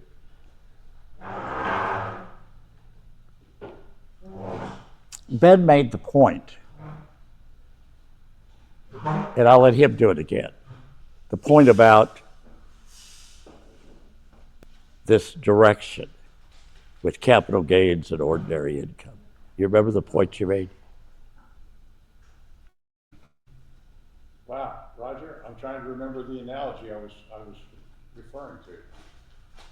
Capital gains and ordinary income. Was it tied to a story? Was it tied to a... No, I don't think it was. It was just a tax principle, I think. Roger, I'm having one of those senior moments. So am I. That's the reason I'm at. This is what happens. This is what happens when you have. This is what happens when you have 2 70-year-old instructors. Well, the key principle here is that this stacks. So if we can take off the bottom layer through charitable gifts and the 60% rule, which you were talking about, so you have people who give more than 60%. For charities, yeah. Yes, for charities. Well, we can get into that. That's a good thing. That's a good charitable principle. But what I hope I did yesterday for you is show you a new sexy dimension. And some people will say, how can taxes be sexy? Taxes can only be sexy to we nerds. Exactly. Okay, you want me to go ahead and pick up on this? Yeah. Yeah, so I was talking about the 60% rule and some of the widow ladies that I have that donate so much of their money that once they get over 60% of their AGI, of course, the rest of it goes to carryover. But good point that Kelly brings up is that you can take appreciated stock or anything with appreciated value, and if you donate it to a charity, you get the full fair market value, and you don't have to pay the tax on the appreciation. So I got, and I hate to brag, but I love, my wife is a much better investor than I am. And back in 2010, when we had the opportunity to move all of our IRAs and SEPs to a Roth and pay the tax in 2011, 2012, we both jumped in, all in. Now, at that point, we each had about 70 grand that we moved over on a Roth conversion. Well, she bought, way back, she bought NVIDIA, 20 shares in NVIDIA, and she paid like $1,782 for it. Well, NVIDIA, if you followed it, it split 2 for 1, so now she went to 40, and then it split 10 for 1, and she went to 400 shares. So she's got NVIDIA right now that she's got $1,782 basis in the Roth that's worth over $80,000. Now, she will, whenever I start talking about my stock investment, she said, well, have you looked at my NVIDIA lately? So I tell you what, the Roth conversion, I mean, she's up about 400 grand from 2010. She took 70 to over 400 grand, and I haven't done that well. I'm not even going to share with you where I am because I jump around too much. I think, I'm going to give up on that one. And of course, she said, now, if you would have stayed with that one, look what would have happened. You know? All right, well, you know my tip. Put yours in silver. Got it, Roger. I hear you. I hear you loud and clear. Yeah, seriously. Do what? You should give it to her and see what she can do. Yeah, I know. I mean, she's got the magic touch. She's got the Midas touch when it comes to investments. Well, I hope one of the things that you will pick up on from what I talked about yesterday, and in January through April, I will amplify this. Something that I had never, ever paid attention to until this last year. After the big, beautiful tax bill was passed, a very wise person said, boy, are charitable lead trusts going to be sexy now. Now, once again, you have to figure that a tax strategy can be sexy. So you have to be a bit of a nerd. My famous story on that was when I was still on the board of the Methodist Church, and I told you a little bit of this yesterday. I told them the strategy we should use to get out of all that debt that we owed the future debt pensions to our pastors. And one of my pastor friends the next morning said to me, we had a young person's delegation there. And one of my pastor friends the next day said, please don't be offended. He's 18 years old. To him, this is a compliment. He said, gee, that man seemed like a nice nerd. That took me back a little bit at first. I thought about it. I said, I'm happy to be a nice nerd. I'm happy to be a nice nerd. My nerd-like observation, or one of them this year, is take a good look at charitable lead trusts. Combine charitable lead trusts with a depreciable asset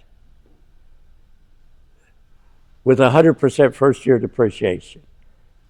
Then lease it to someone and give X years of those lease payments up front to a charity. And with a charitable lead trust, you get 100% depreciation on the asset. You get the value of the lease payments for discounted value of the lease payments for however long you do it. If you combine that with using that strategy to lower tax on Social Security and to lower tax on capital gains, and I guess we should pray that no congressperson who thinks it's our patriotic duty to pay a lot of taxes, unlike Judge Learned Hand, as we started with yesterday, gets a hold of it and says, we can't let that happen. Can that really be done? Yes, it can really be done. But we've never had the opportunity.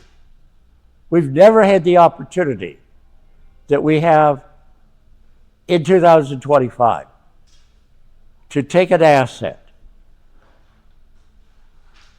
buy that asset, take 100% depreciation, lease it to someone, and give away 3, 4, 5, whatever number of years you want to, of the income, and have 100% depreciation, plus the discounted value of 5 years of lease payments, plus lowering the tax on Social Security, plus lowering the tax on capital gains. I can and will, in January through April, show you how you can invest $1 and make money right away because of the combination of all 4 factors. That's why I started with my tax saving tips yesterday, because I'm going to build on them to show you how we use them to do good tax planning for clients. Do the job, Alan, that people think you're hiring you to do. Do they think they're hiring you just to put the information on a form? If they did that, they'd probably do TurboTax or something like that. Oh boy, I'm in trouble now because I named TurboTax. No, that's fine. I think people that have simple returns should use TurboTax. We shouldn't have to, unless you're looking for business, but I would say most people in here are probably saturated right now. Yeah, my feeling is what you should be doing is help people pay less taxes, as opposed to just being a form filler, a compliance expert. Yeah. And saving your money. And Kelly pointed out, and it'll have to probably be added to my Magic 6, is saving on Medicare premiums. Ben says he's going to talk about that this afternoon. But it should be one of my tips, because that can be very expensive to make too much money and have to pay so much extra for Medicare premiums. Very important. Okay, back to the slides there, please. All right, so we're comparing the old and the new rules. First place is to the top right. The new OZs are permanent. OZs were about to expire next year. Now they've been made permanent. There are very few sections of the tax code that are 2 things: bipartisan and popular. I came up with the word I couldn't come up with last time: infrastructure. That was the big word with opportunity zones, wasn't it? We'd had presidents for 40 years that had been promising us they were going to improve the country's infrastructure. Well, what we've learned over the years with children, even with animals, if I want to motivate the animals at my house, It's got to be with what? Food.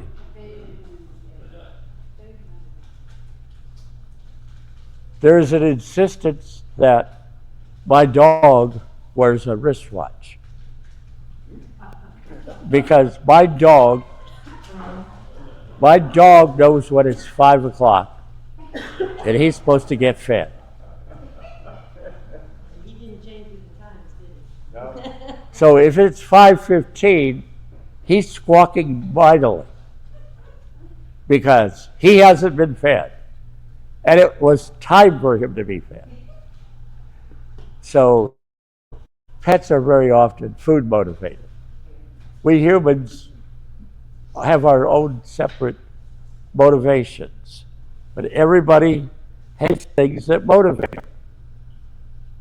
Well, with the new Opportunity Zone rules and with the old Opportunity Zone rules, people had to be motivated to spend money to improve infrastructure in the country. And there are very few areas that have been affected as much by infrastructure as San Jose. I'll give you another one. There's a famous trade center. Trade is even in the name of it. In Chicago, the Obama Library, and a famous golfer has a golf course in that area too. I'm trying to think of, Tiger Woods.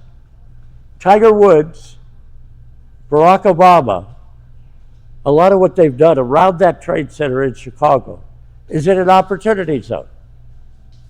Do you think private money would have been as willing to help with that redevelopment if it hadn't been for the OZ rules?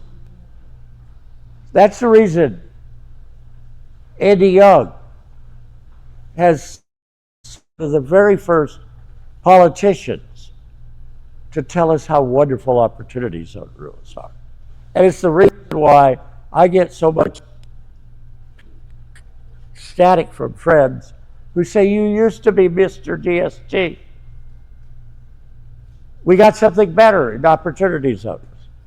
So now I love opportunity zones. But not all opportunity zones are created equal. Sometimes when you create a tax advantage, you entice crooks. So people have put together opportunity zones where they didn't do anything but take the money, pretty much. So there are good opportunity zones and there are bad opportunity zones. I probably only like about 5% of the opportunity zones in the country. But some of them are just.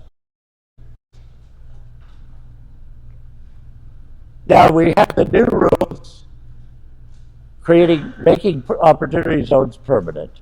By July 1st of next year, the governors are going to have to identify the new opportunity zones. By July 1st of 2036, they will have to do one again. A whole new set of opportunity zones. It's a rolling 10-year period. They did change the rules a good bit. The median family income of an area cannot be more than 70% of the area, or at least 20% of poverty level in the extent that the median family income cannot be more than 125% of the national poverty definition. So this is identifying the opportunity zones, right? Right. This is identifying the opportunities. But I thought I should give you, lest you think these are going to be horrible areas, I should give you some areas that have some appeal, that are likely to be rural opportunity zones. Why is a rural opportunity zone a key thing? Because they put back this that we had originally with opportunity zones 1. But that discount was 10, and if it was done in the first period, an extra 5. So you could get as much as a 15% discount. The 5 expired, Then it was a 10% discount, and the 10 expired. Discounts are back next year. If there are any remaining Opportunity Zone 1s, as Amy told you yesterday, they're going to qualify for the new 10% discount. But if it's a rural Opportunity Zone, they're going to qualify for the 30% discount. And I knew you would not think that the rural Opportunity Zones were in attractive areas. So I picked a couple. I could have picked a third one, as one of the audience members pointed out. I picked Ocala, Florida, the fastest growing part of Florida, which is still pretty rural. But if you think Ocala's not moving, within an area of an Opportunity Zone 1, there's a new Amazon distribution facility. There's a new distribution facility. There's a new Federal Express distribution facility. That means that somebody thinks there's potential in Ocala. And I'll even say this. I've told you what to me is the new wonder of the world in Ocala, the World Equestrian Center. If you haven't been there, and if you've ever been to the cloisters at Marlboro, at the cloisters in Georgia, you need to see the World Equestrian Center. The World Equestrian Center is worth being a destination of itself. It's so spectacular. Kona, Hawaii, or Hilo, Hawaii. Both of the two main cities on the Big Island in Hawaii, at least part of the area there is in an Opportunity Zone. Now, be careful on area. Ocala's got a population of 71,000. That's too big for rural. 50,000 is the number. But could there be a part of that area? Sure. The population of Kona is smaller. The whole island has only 250,000 people. So you could pick out a section of Kona, or you could pick out a section of Hilo. Now they're very different. So we used to have Larry Munson doing Georgia football.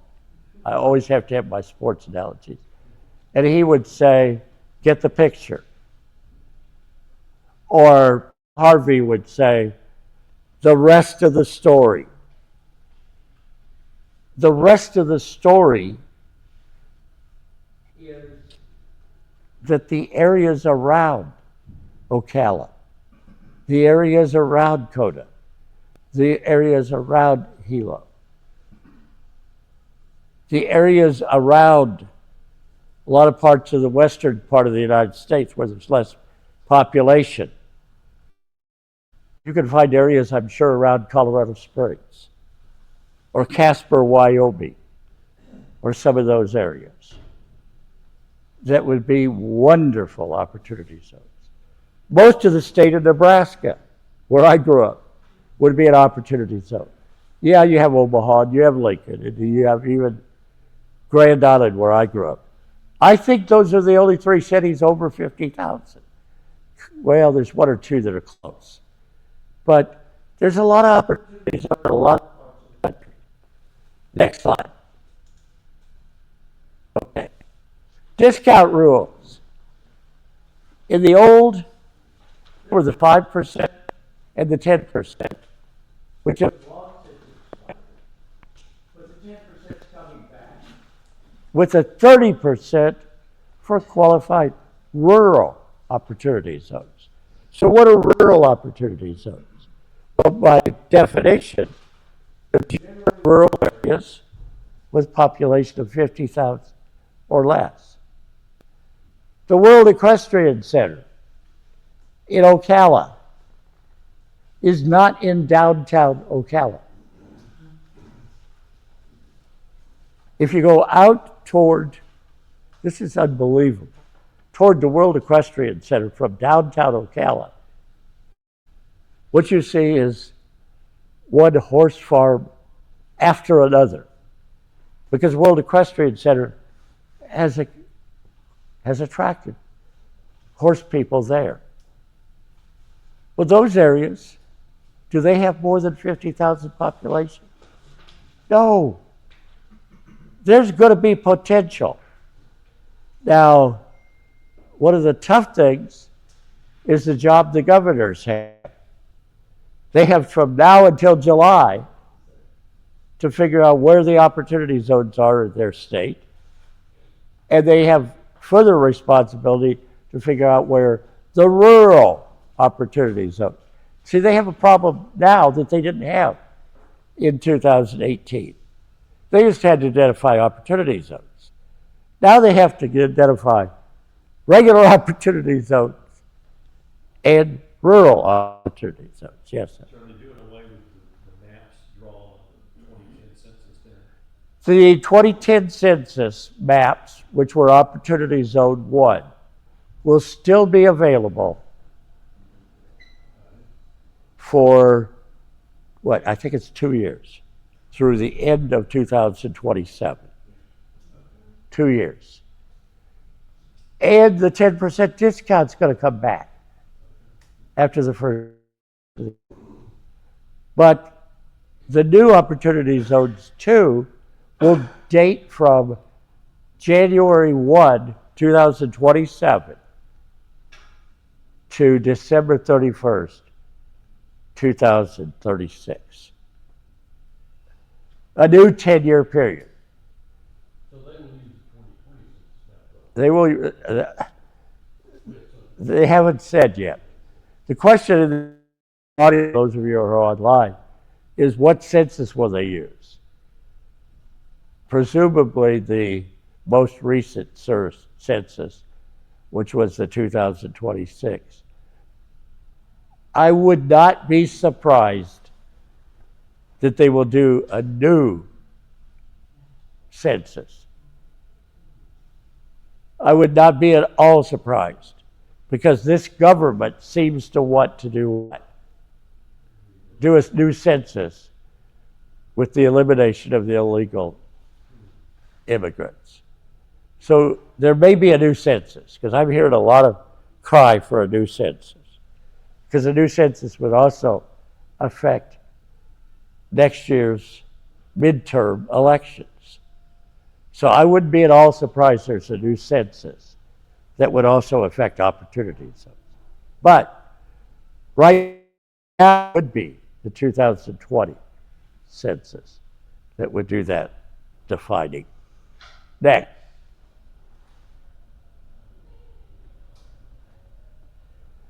Okay. I don't get a lot of credit for these comments, because they're pretty obvious. The 30% discount basis should be a huge incentive for sponsors. It should also be a huge incentive for whom? For your clients. You got $1 million capital gain, you're going to have to pay taxes maybe 5 years in the future on that $1 million. If you can put it in a rural opportunity zone, you're going to only have to pay taxes on $700,000. Is that worth the effort? Saving the taxes on $300,000. But what if it's the sale of a business for $5 million? What is 30% of $5 million? It's $1.5 million. Saving the capital gains tax on $1.5 million.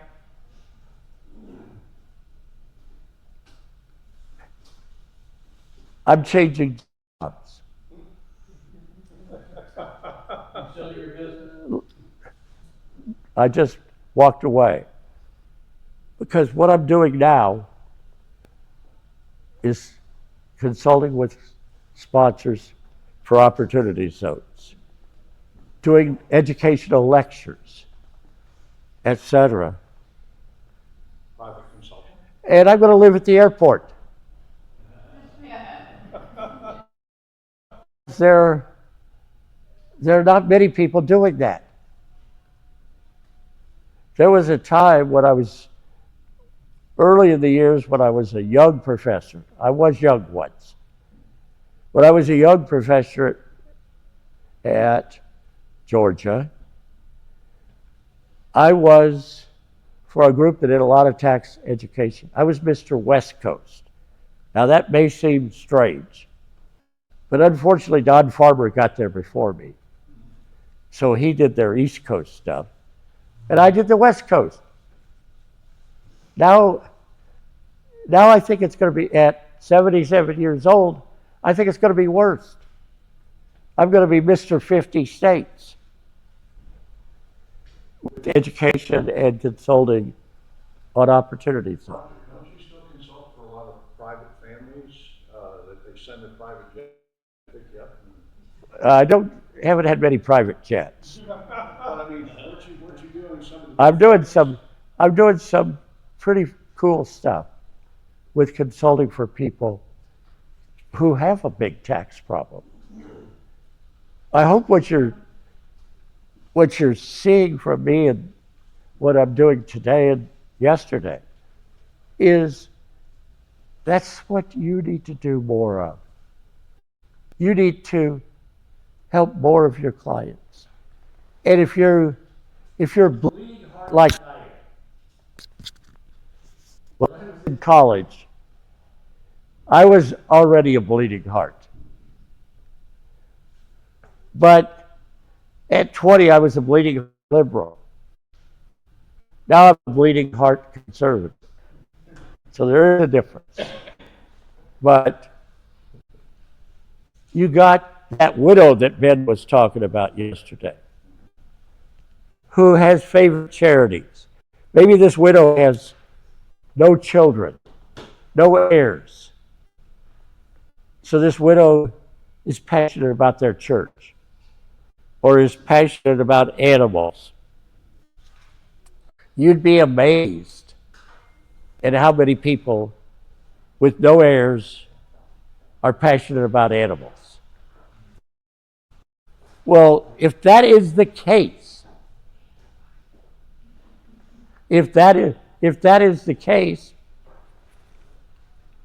wouldn't it be nice to help them do it without the enormous financial sacrifice that they're willing to take? Ben talked yesterday about some of his clients giving 100% of their income to charity, of their taxable income. Well, what if I could give them away to be extremely charitable and not give away all their assets? Are there ways? Yeah, there's charitable lead trusts. And this is the one that's going to shock you, but I'll lead into Dan Holquist tomorrow. Reverse mortgages. Reverse mortgages can give people a way to have the cash flow they need to live on. Because the loans, remember, are not what? Taxable.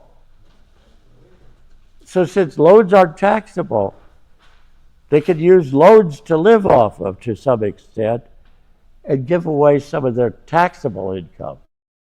Charity. As a bleeding heart, I would change to a new party if the two existing parties don't want me to teach people how to be charitable. Because if they do, I want no part of them. I've got a problem. The television I watch, almost all the commercials are for pet charities, children with physical problems, or veterans. Those three. I will even go so far as to tell you one that really touches my heart. Tunnels to Towers. I cannot see the Tunnels to Towers commercials, but I want to say, I don't buy lottery tickets. Let me go buy a lottery ticket, so if I win, I can be a huge donor to Tunnels to Towers. Before the recent television ads, I was not a big Mark Wahlberg fan. But seeing him do the Tunnels to Towers commercials, seeing him do some of the faith commercials that he does, have made me want to be the pom-pom leader for Mark Wahlberg. Because I can't think of a better cause than those people who came back from service in the military and had their life changed. And I'll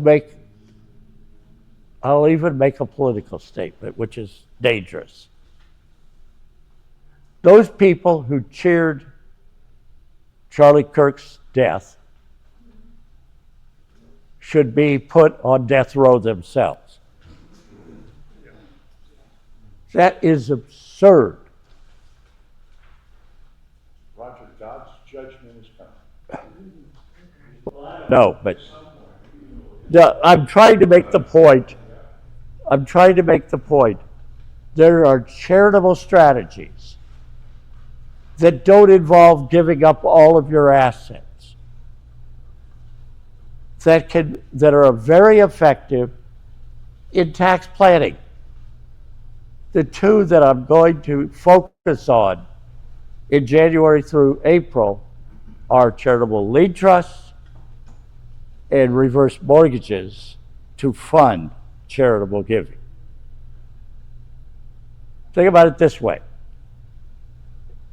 You got a client who's got $1 million home. In Metro Atlanta, that's pretty common. Some parts of the country it might not be. But in Metro Atlanta, that's almost the worst house in the neighborhood in a lot of cases. But they have no income to speak of. So for them, family, friends worry about their charitable giving. I have a solution. Have them take $50,000 or $100,000 one time from a reverse mortgage. Use it to fund a charitable lien trust. Think what that does, Reg.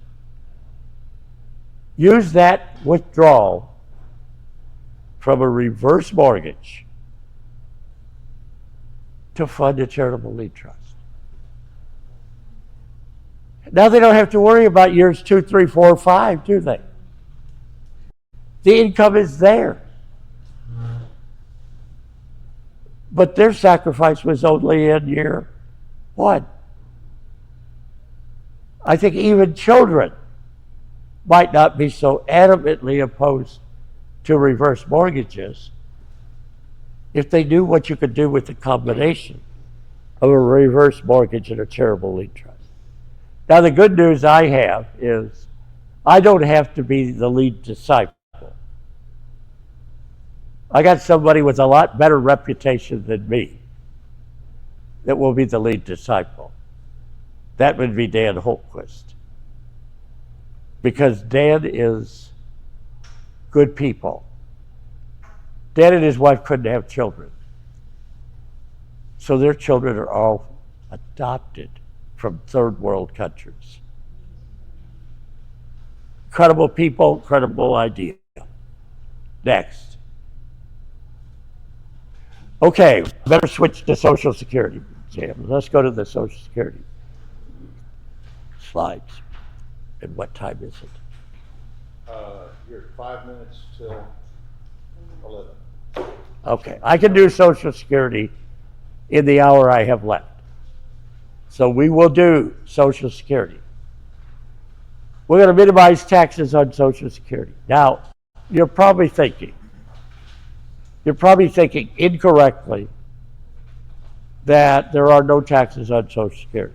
As Ben said yesterday, you got a client with $200,000 or $300,000 of income, but who is 65 years old or 67, whatever age, drawing Social Security, who thinks incorrectly that when they come to you during tax season, and you're going to tell them no tax on your Social Security. Wrong, wrong, wrong. They're still going to pay pretty high taxes on Social Security. So here are the sure things. You want to create retirement wealth. You want to pay as little tax on your Social Security as you can. You don't want to pay tax on your capital gains. Now, you've seen this slide before. I've used this slide in previous years. You might not recognize it. Enhancing retirement contributions.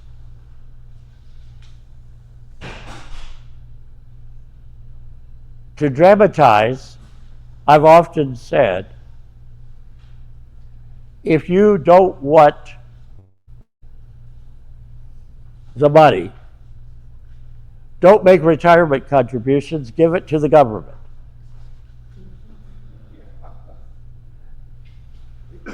Because I like to say things in a way that get people thinking. Retirement contributions can do what? They can eliminate taxes on Social Security. They can eliminate taxes on capital gains. They can lower taxes on Social Security. They can lower taxes on capital gains. That's what I'm going to do with my webinars between January and April. If it's a embarrassing, bold-faced commercial for the webinars January through April, I do not apologize. I don't apologize at all. Because I think what we're going to do is help you do your job better. And that applies to not just those of you here in the audience, but those of you online. These magic tricks are not really tricks. They're magic strategies, aren't they? And that's very important. Okay, back to the full screen. Thank you.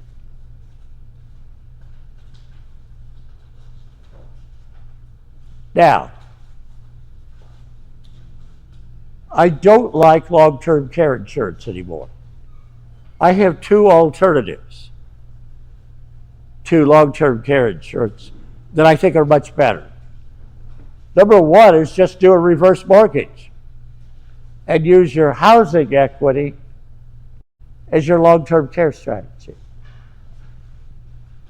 Nobody, takes from your money to make the profits of a big life insurance company or a big health insurance company. You keep it for yourself. Jack Kemp ensured you could do that. Dan Holquist has made me almost as big a fan of Jack Kemp as he is. Jack Kemp was a genius. Think of him as a football player or politician. Think of him as one of the smartest people that has ever been a part of our government, who came up with a brilliant strategy. Converting traditional IRAs and 401ks to Roth IRAs. I've heard a lot of tax professionals say, why would I convert my IRAs or my 401k balances to Roth IRAs and pay taxes sooner? If I were teaching a graduate course back at Georgia, Marion, or Allen, or some of the people, I'd probably fail that tax person. Why would I fail them? Because they don't get it. Converting to Roth IRAs has now become such an acceptable strategy that you have less than brilliant tax professionals realizing it ought to be a routine thing once you retire to convert a part of your retirement accounts to Roth. Because you pay tax one time and then no more. So what's the obvious based on what I've done the first day and a half here? Let's convert to Roth and then use our tax strategies to reduce the tax on the cost of that Roth. Reduce the cost of the tax of that Roth conversion. That can be done. Of course it can be done. If I can get my income down to virtually nothing, and then I can take a Roth conversion by using a reverse mortgage. What an incredible strategy. I pull $100,000 out on a Roth conversion on a reverse mortgage to pay the taxes on a Roth conversion. I've used these strategies to get my tax on the rest of my income down to virtually zero. And the only tax I have is on the $100,000 that I got from the reverse mortgage to pay the tax on the Roth conversion. Yes, Ben. Roger, using your strategy, I was able to do this for one of my clients. They were both retired. They're living down in one of the islands down there. A lot of Americans have moved down to the islands because it's cheaper to retire down there. And she had about $460,000 originally in 401ks that wound up in an IRA. She was 62, 63 years old, married. And I told her, I said, listen, if we could do a Roth conversion for you over time before you get into mandatory RMDs, I said, yeah, we're going to be looking at $40,000 or $45,000 a year. But he had a small government retirement check, and we had him opting to hold off on drawing both of them, holding off on drawing Social Security until they turned 70. So they were basically living on investment income, on muni bonds, and they were doing fine.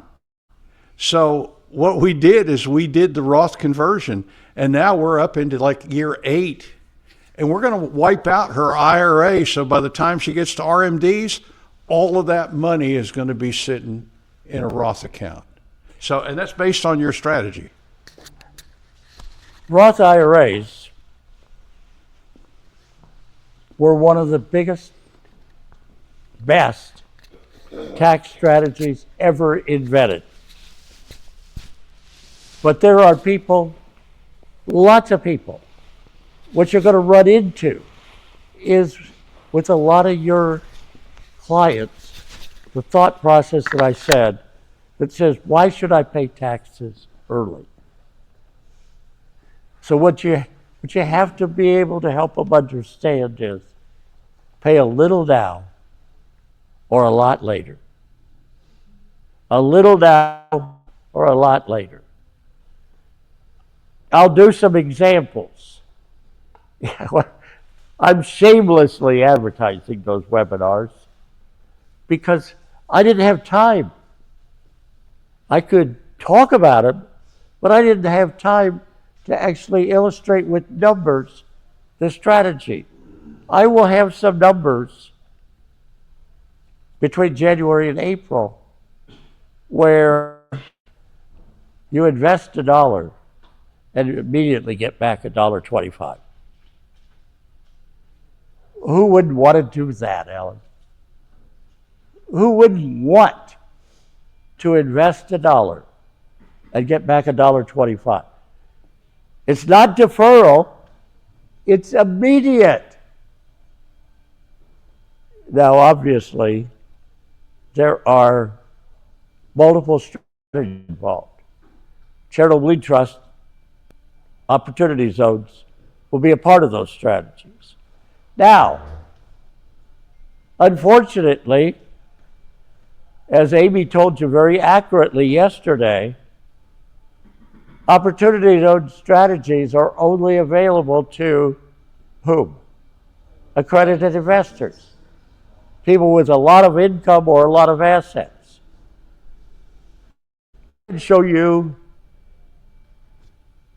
by planning 2025-20 and forward, where you don't have to worry about accredited investors.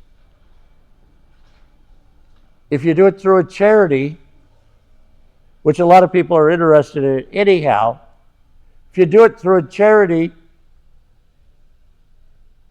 the little old lady that Ben talks about, do they have to be an accredited investor to take advantage of the charitable trust features and get good 8, 10, 12% income? No, because the charity itself is exempt from those rules because the charity's the accredited investor. This is probably going to be one of the newest things you're learning from me this year, is the power of using a charity. Now, just like opportunity zones, when you have a powerful concept, crooks can use a powerful concept. I've learned that too often in the past. Call me Mr. Naive. I believe everybody's honest. Boy, am I disillusioned. A lot of people I thought were honest were not honest. Or a lot of people who I thought were honest aren't necessarily dishonest by design. They're dishonest by lack of knowledge. There's a lot of that too. I had a group that was doing wonderful charities last year, but I found out second arm that was for profit, they were letting do all the work. And they were taking all the profits. And the IRS alerted me on that one. So be careful. It's important to use things, good tax principles, in a responsible way. Okay. Another way to improve your retirement wealth. Hard assets. I have never, until recently, been a huge fan of gold and silver investing. I was wrong. If you are honest, you're going to admit you're not always right. So I was in that school that said, gold doesn't earn any income. Why would I tell people to invest in gold? Well, gold's largely security. And I had an even lesser opinion of silver until now. It's silver's involvement in artificial intelligence, rare earth usage, that has just totally convinced me I was wrong. I was wrong. Now, I did understand real estate. They don't create any more of it, do they? And the best of it tends to get used quickly. Now, a lady that was a large part of my life, both ladies that were a large part of my life to this point, spent a good bit of their time in California.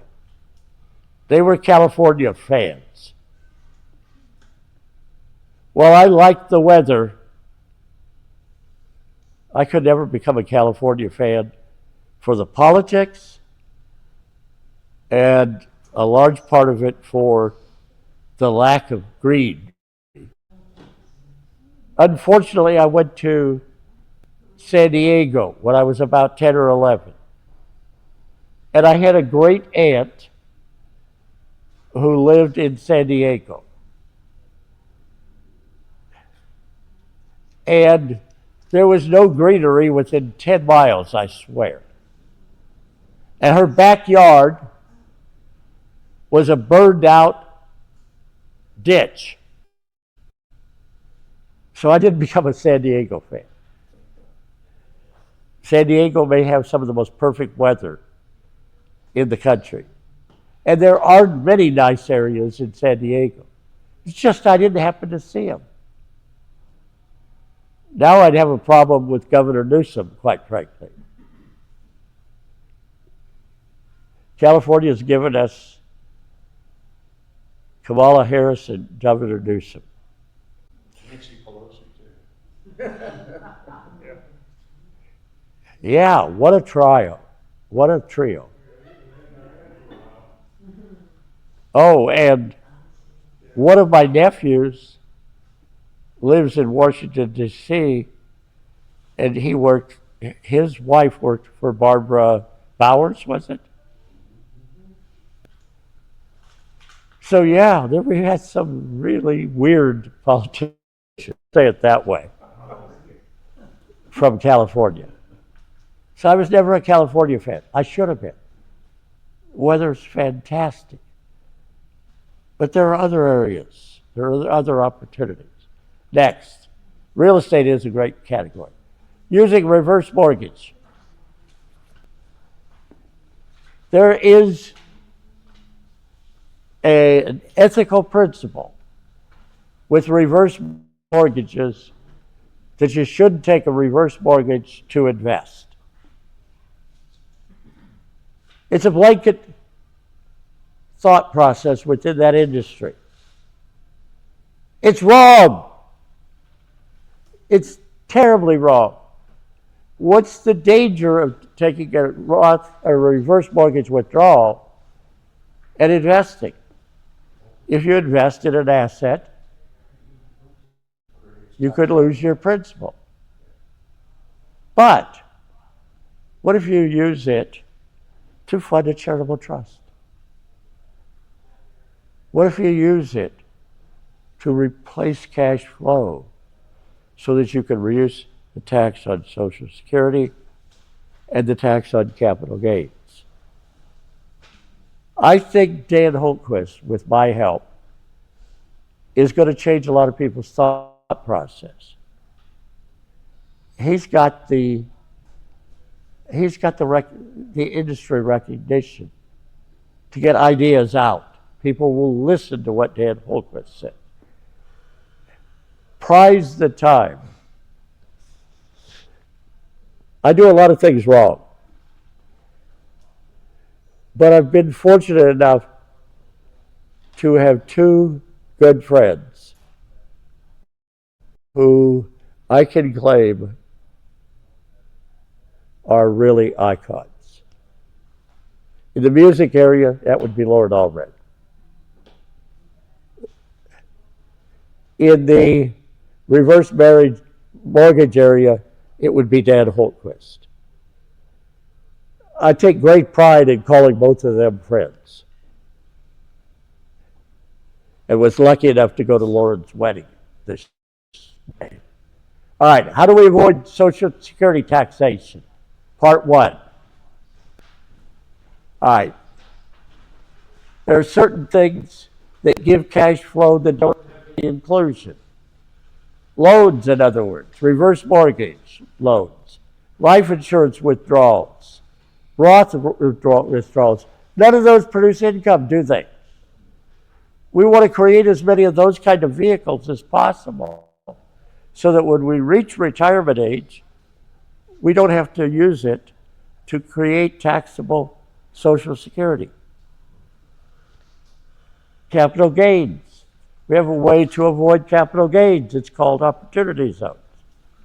We could do like-kind exchanges on some of it. We could do Delaware statutory trust.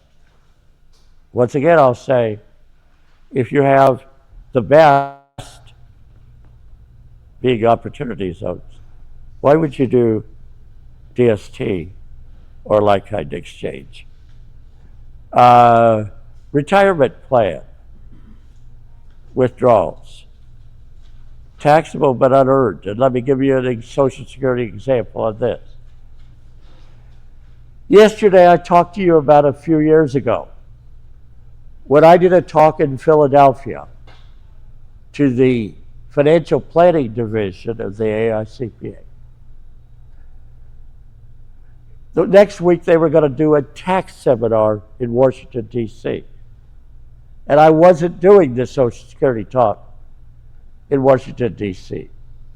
And therefore, I hadn't registered to go to Washington, D.C. They shamed me into going. They shamed me into going to hear the person who was doing Social Security. And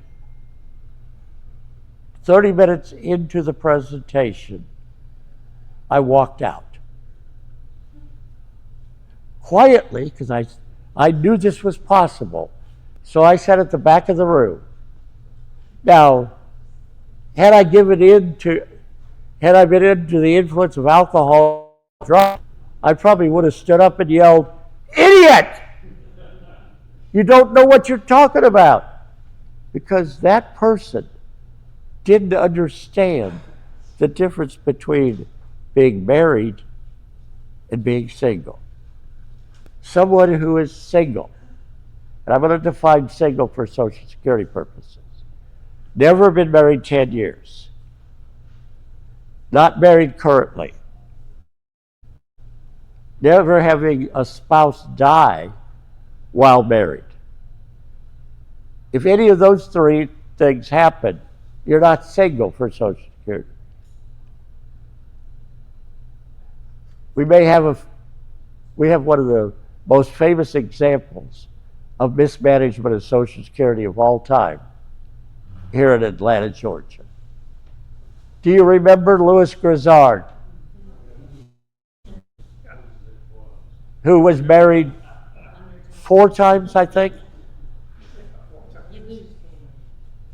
Well, the 3rd time was the famous Kathy Sue Loudermilk.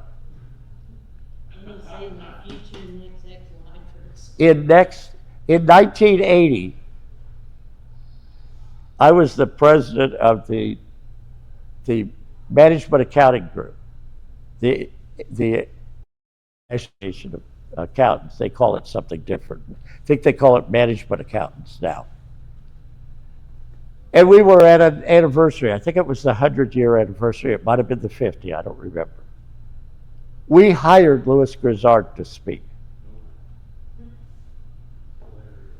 I have never heard a better speaker. And he talked for nearly 4 hours. But was on wife number 3, who was sitting with me at the head table, asleep. She'd heard it before. She wasn't interested in what he had to say. His 4th marriage, I believe, was the one that has the social case. He had a friend, not a lover, but a friend, who was of financial need. So toward the end of his life, he married that friend while he was in the hospital for his heart problems. The rules are you have to live 9 months for a spouse to be considered a surviving spouse. He didn't make 9 months. So somewhere, I'm sure, well, I'm assuming he got to heaven.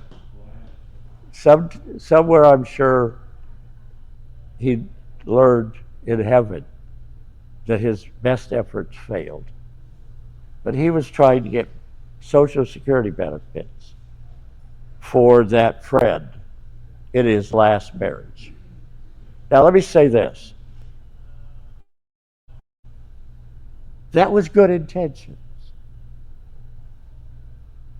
Unfortunately, it didn't work.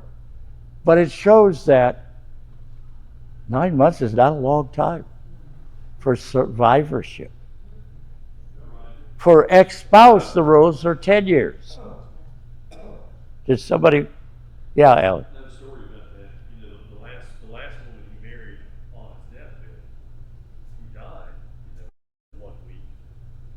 2 weeks later, my wife and I were at the Longhorn on Peachtree in Buckhead, and she was sitting at the bar with some Fabio-looking guy. So anyway, just yeah. So she, I just remember that. I don't know why. she, when Lewis died, she had another possibility. She was a young lady. I see. Okay, well, I didn't know all that. Thank you for, It didn't matter. He was dead. but let's go to the next slide. Okay. Why is reverse mortgage a powerful Social Security strategy? It's because of arbitrage. It's the earning rate on investment, not liquidated, and there is no tax on a withdrawal from a reverse mortgage. It's pure arbitrage. There's probably never going to be tax on the money taken out with a reverse mortgage, because when you die, you get stepped up basis. So here was my example of the Social Security bubble. John turned 62, and he turned on his Social Security. Last year, his taxes were very simple. He took $22,500 out of his IRA, and he paid $1,000 in federal taxes. So his taxable income of $22,500, now this is a little out of date, but the standard deduction at the time was $12,400. Taxable income of $10,000, 10% rate on that resulted in $1,018 tax. Next slide. Okay. Continued. John had a Social Security of withdrew $22,500 from his retirement accounts. He gets $24,000 in Social Security. If he didn't have to pay tax on his Social Security, his tax would be $1,018 and $22,500. But under the old rules, his taxable income was $27,425, which is including part of his Social Security and taxes. I don't want to go through the computation today, but to show you that taxing Social Security is a bad idea. It's double taxation. All right. John needs $22,500. He can replace the $22,500 withdrawal from an IRA with a withdrawal from a reverse mortgage with a tax-free yield calculated, and it turns out the bottom line is the reverse mortgage creates wealth. January through April, with this shameless I'm giving you, I'm going to show you how to use reverse mortgages. The great news is Dan said, well, do you want us to publish those ideas? I said, sure. I don't have the connections. Dan does. If it's got Dan Holtquist's name on it, it's going to get published. All right, next. Part 2, let's use reverse mortgages to minimize taxation of capital gains. Capital gains are non-taxable up to $81,500. That was in 2021. Because I'm trying to show you how it's changed. Assume Billy and Nancy received $36,000 of Social Security and $60,000 of capital gains. They therefore fell into the point where 85% of their Social Security had to be included in taxable income. That didn't go away with the big, beautiful tax bill. It's still there if your income's high enough. So what am I going to try to teach you how to do? Lower the income by using these strategies. Think replacing cash flow when you think about reverse mortgages. It'll give you a whole new attitude about reverse mortgages. When Reagan ran for president in 1980, he had two of the most brilliant people who ever campaigned, despite what Kamala says. Two of the most brilliant people who ever campaigned, that because Reagan was a better political person, a better polished speaker, etc., that ran against Reagan in the 1980 presidency. I've already told you Jack Kemp. But there was another one. Think Dukes of Hazzard. Think it's still on. The Lawyer Show. No, not that Lawyer Show.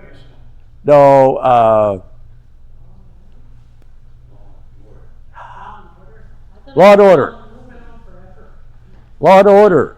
At one time, the senior person for the last 10 years, 15 years has been a different actor. But the actor who was the original senior person, the one they went to for advice, I'm trying to think of his name. He was from Tennessee.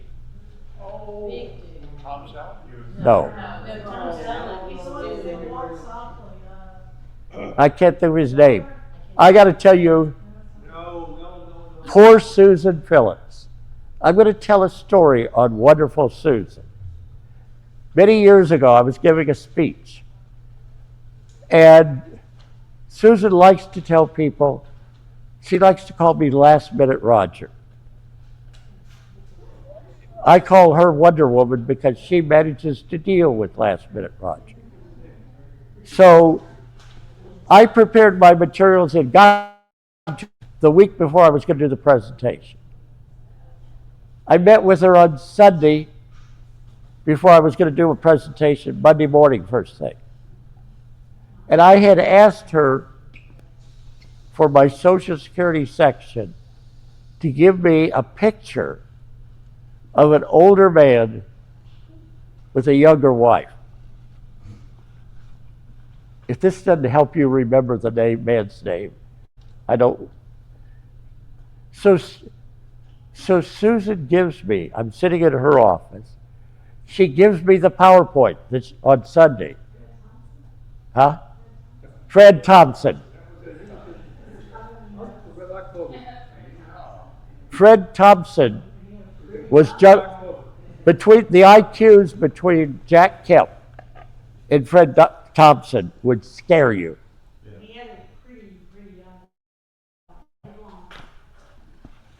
So Susan gives me my PowerPoints back, and she's put a picture of an older man with a much younger wife. And I start laughing. I'm almost uncontrollably laughing. And Susan says, well, why are you laughing? I did the best I could. I said, do you know who you put? She didn't know. It was Fred Thompson and his wife. His wife must have been 25 or 30 years younger than him. At least 30. But Fred Thompson was also brilliant. What's the common denominator besides brilliance between Jack Kemp and Fred Thompson? I'll give you a hint. It's now Tom Selleck. Fred Thompson was the big promoter of reverse mortgages at the time. He was the first one. I have to tell you, I'm like Dan Holtquist. I am a huge admirer of both Jack Kemp and Fred Thompson. But in 1980, in the Republican primaries against Ronald Reagan, who beat both of them, the genius of Reagan was he knew to use their skills. He knew to use their brilliance. Although Kemp did it in the government, Thompson did it more for an insurance group. She was, it's just been looked up. Fred Thompson's wife was 24 years younger. Did not hold a candle, however, to Tony Randall. Tony Randall, I believe his wife was 45 years younger. Oh. We have it's been pointed out to me. We have a more recent example, Bill Belichick. But I don't think I think as highly of that lady. Gary Player is 90, his wife is pregnant. His wife is what? Pregnant. I'd be checking the mailman. Next, before we degenerate here. All right. So let's talk about reverse mortgage magic. Without the reverse, we have 36,000 of Social Security. We have, and this is an old example, we can do better now. 85% taxed on the 36,000 is 30,600. Capital gain of 60,000. Standard deduction. Tax, very little. Good tax planning. Total cash, 96,000. But now, let's do the same thing. The reverse mortgage draw of 34,000. The taxes did not change. There's still $533. But that person has $130,000 to live off of.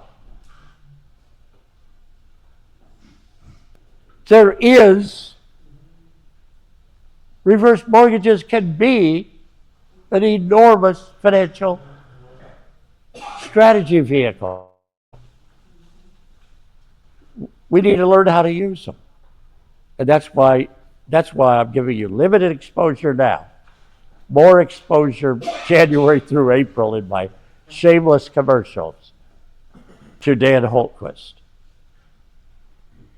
I'm so happy to call him friend because he can help us do some amazing planning. Next.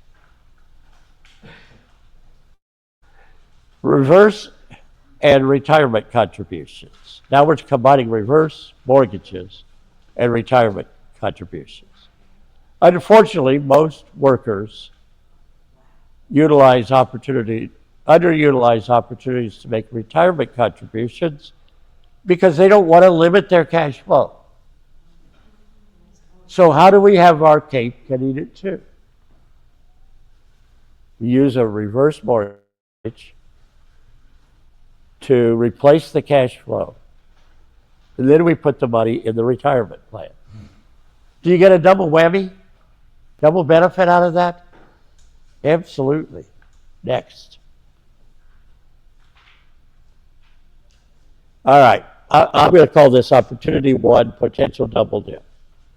Workers in education and some state government employees frequently have the opportunity to double dip because they can work, let's call this the Ben Tallman example, They can work for government, create their pension, and then turn around and do what? Create a Social Security stream. But effective January 1, 2025, they can do it better. Why can they do it better? Because President Biden or whoever was using the auto pay,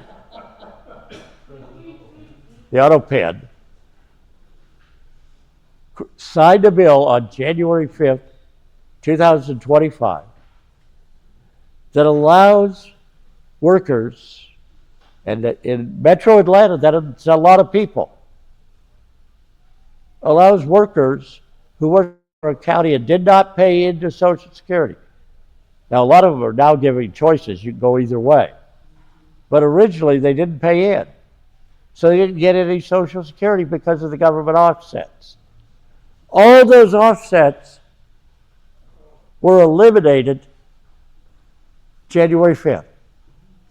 So let's give credit to whoever used the auto pen. They did a good. That's particularly important to people who are surviving spouses. Because surviving spouses did not get, if they didn't pay into Social Security, they didn't get the benefits accrued by their spouse who did Social Security. I will say, in typical dramatic Roger fashion, unfair, unfair, unfair. Their spouse did pay in. But because they didn't, they were limited in their ability to draw Social Security. You're going to have a responsibility this tax season. I'm putting it on you. I'm putting it on you, Ben Tolman, to know your clients, to know who this applies to, who is a surviving spouse, who was married for more than 10 years to someone who died and had paid into Social Security. Because they can now draw. But nobody tells them. Does Social Security Administration say, you're eligible now? They don't send them a letter. They don't tell them. Do you have to do the calculation, or you just have to notify Social Security? you're He's giving you a mic. Oh, I'm so sorry. Do you have to do the calculation, or just notify them to notify Social Security they are now eligible? You have to tell Social Security enough for them to do the calculation. And if you are a Gwinnett County teacher, do you just have to notify them you want to go back to 23, or do you have to do the calculation? You notify them, but remember I said the unfair thing is what? You can only draw benefits 6 months in arrears. So, okay. Unfair. So I get a lot of political solicitations. And I'm a sucker. I'm a sucker for charities. I'm a sucker for appealing political candidates. The one that gets me is the lady helicopter pilot. She asks for money, I pretty much always give her $25. Because she was a military helicopter pilot, saving people's lives. So was her husband. And she's now a politician.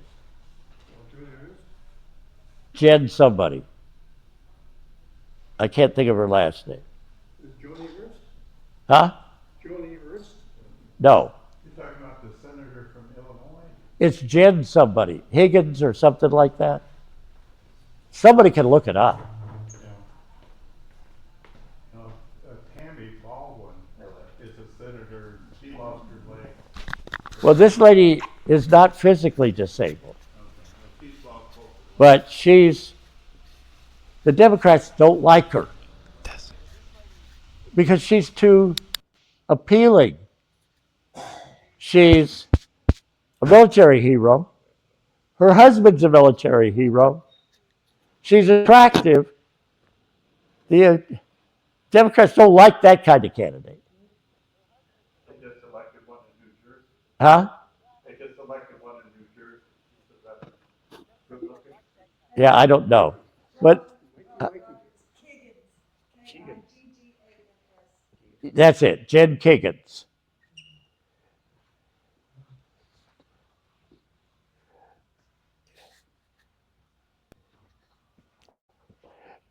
And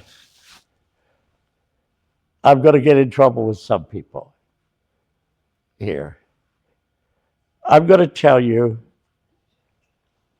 a Republican young woman who will someday be president. Who do I think that is? Carolyn Levitt.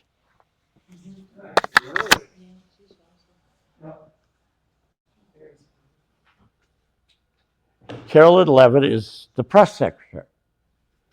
Carolyn Levitt took on the Supreme Court. A Republican appointee, Amy Barrett, was in her face. Carolyn Levitt made Amy Barrett say uncle. She knew the law better than Amy Barrett did. That's pretty hard to do. But Amy Barrett admitted. Afterwards, she said, Uncle, you're right. Your citing of cases, etc. She also did that to one of the least desirable groups in the world, the group that does the early morning stuff. What do they call them? Whoopi Goldberg's? Huh? Well, it's not the morning show. It's The View. The View invited Carolyn Levitt to embarrass her. They weren't smart enough. She made them look ridiculous. I think she'll be president one day. I have a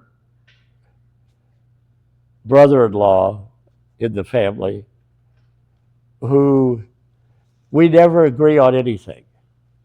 Never. If it's sports, he'll say I'm wrong. Whatever it is, I'm wrong. But we both watch a lot of news. So one day I said, I know a young person who's going to be president one day. And he said, so do I, Carolyn Levitt. So that's one thing we did agree with. That lady is brilliant. And she can humble some of the people who are in very powerful positions like nobody you know. Next slide.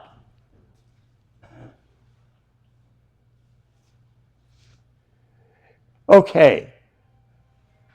I have you note that by taking the reverse mortgage, we can lower the tax on Social Security by reducing other taxable income. That's a huge factor.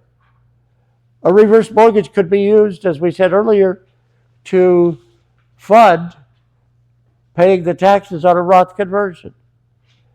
So many of these tax techniques can be used to create double, triple, quadruple tax advantage. And that's why I called it the Magic 10 this year. All right. Maximizing employer matches.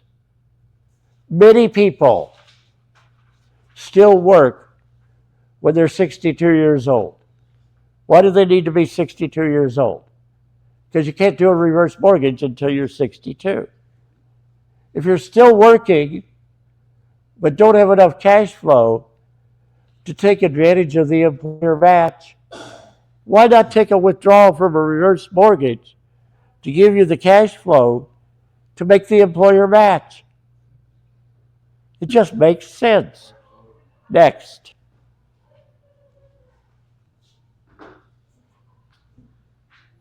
To reduce taxable income. A lot of employees don't defer enough to eliminate Social Security and capital gain.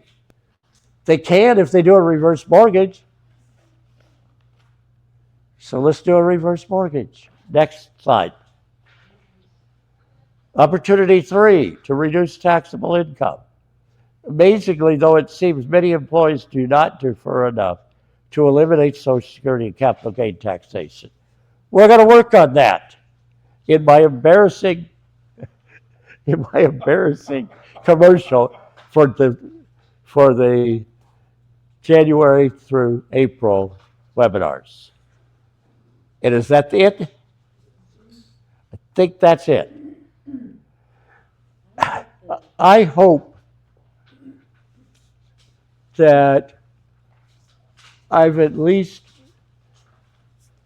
they say in education, one of your biggest jobs is not to make people masters of a technique, but instead to make them aware of a technique. That has been my mission here this year. That will be my mission in January through April, to make you aware so that you can be a better advisor, not just a historian, for your tax clients. Do you think, people have been using their IRA to donate to charity? Do you think with any of the new tax law changes that might? Well, here's the question I'm getting from the audience here. So those of you who are watching online, a lot of people in the past took retirement plan withdrawals to give to charity. What I'm going to suggest is, for a lot of people, they would do much better to take a reverse mortgage withdrawal to give to charity. Because a reverse mortgage withdrawal is a loan.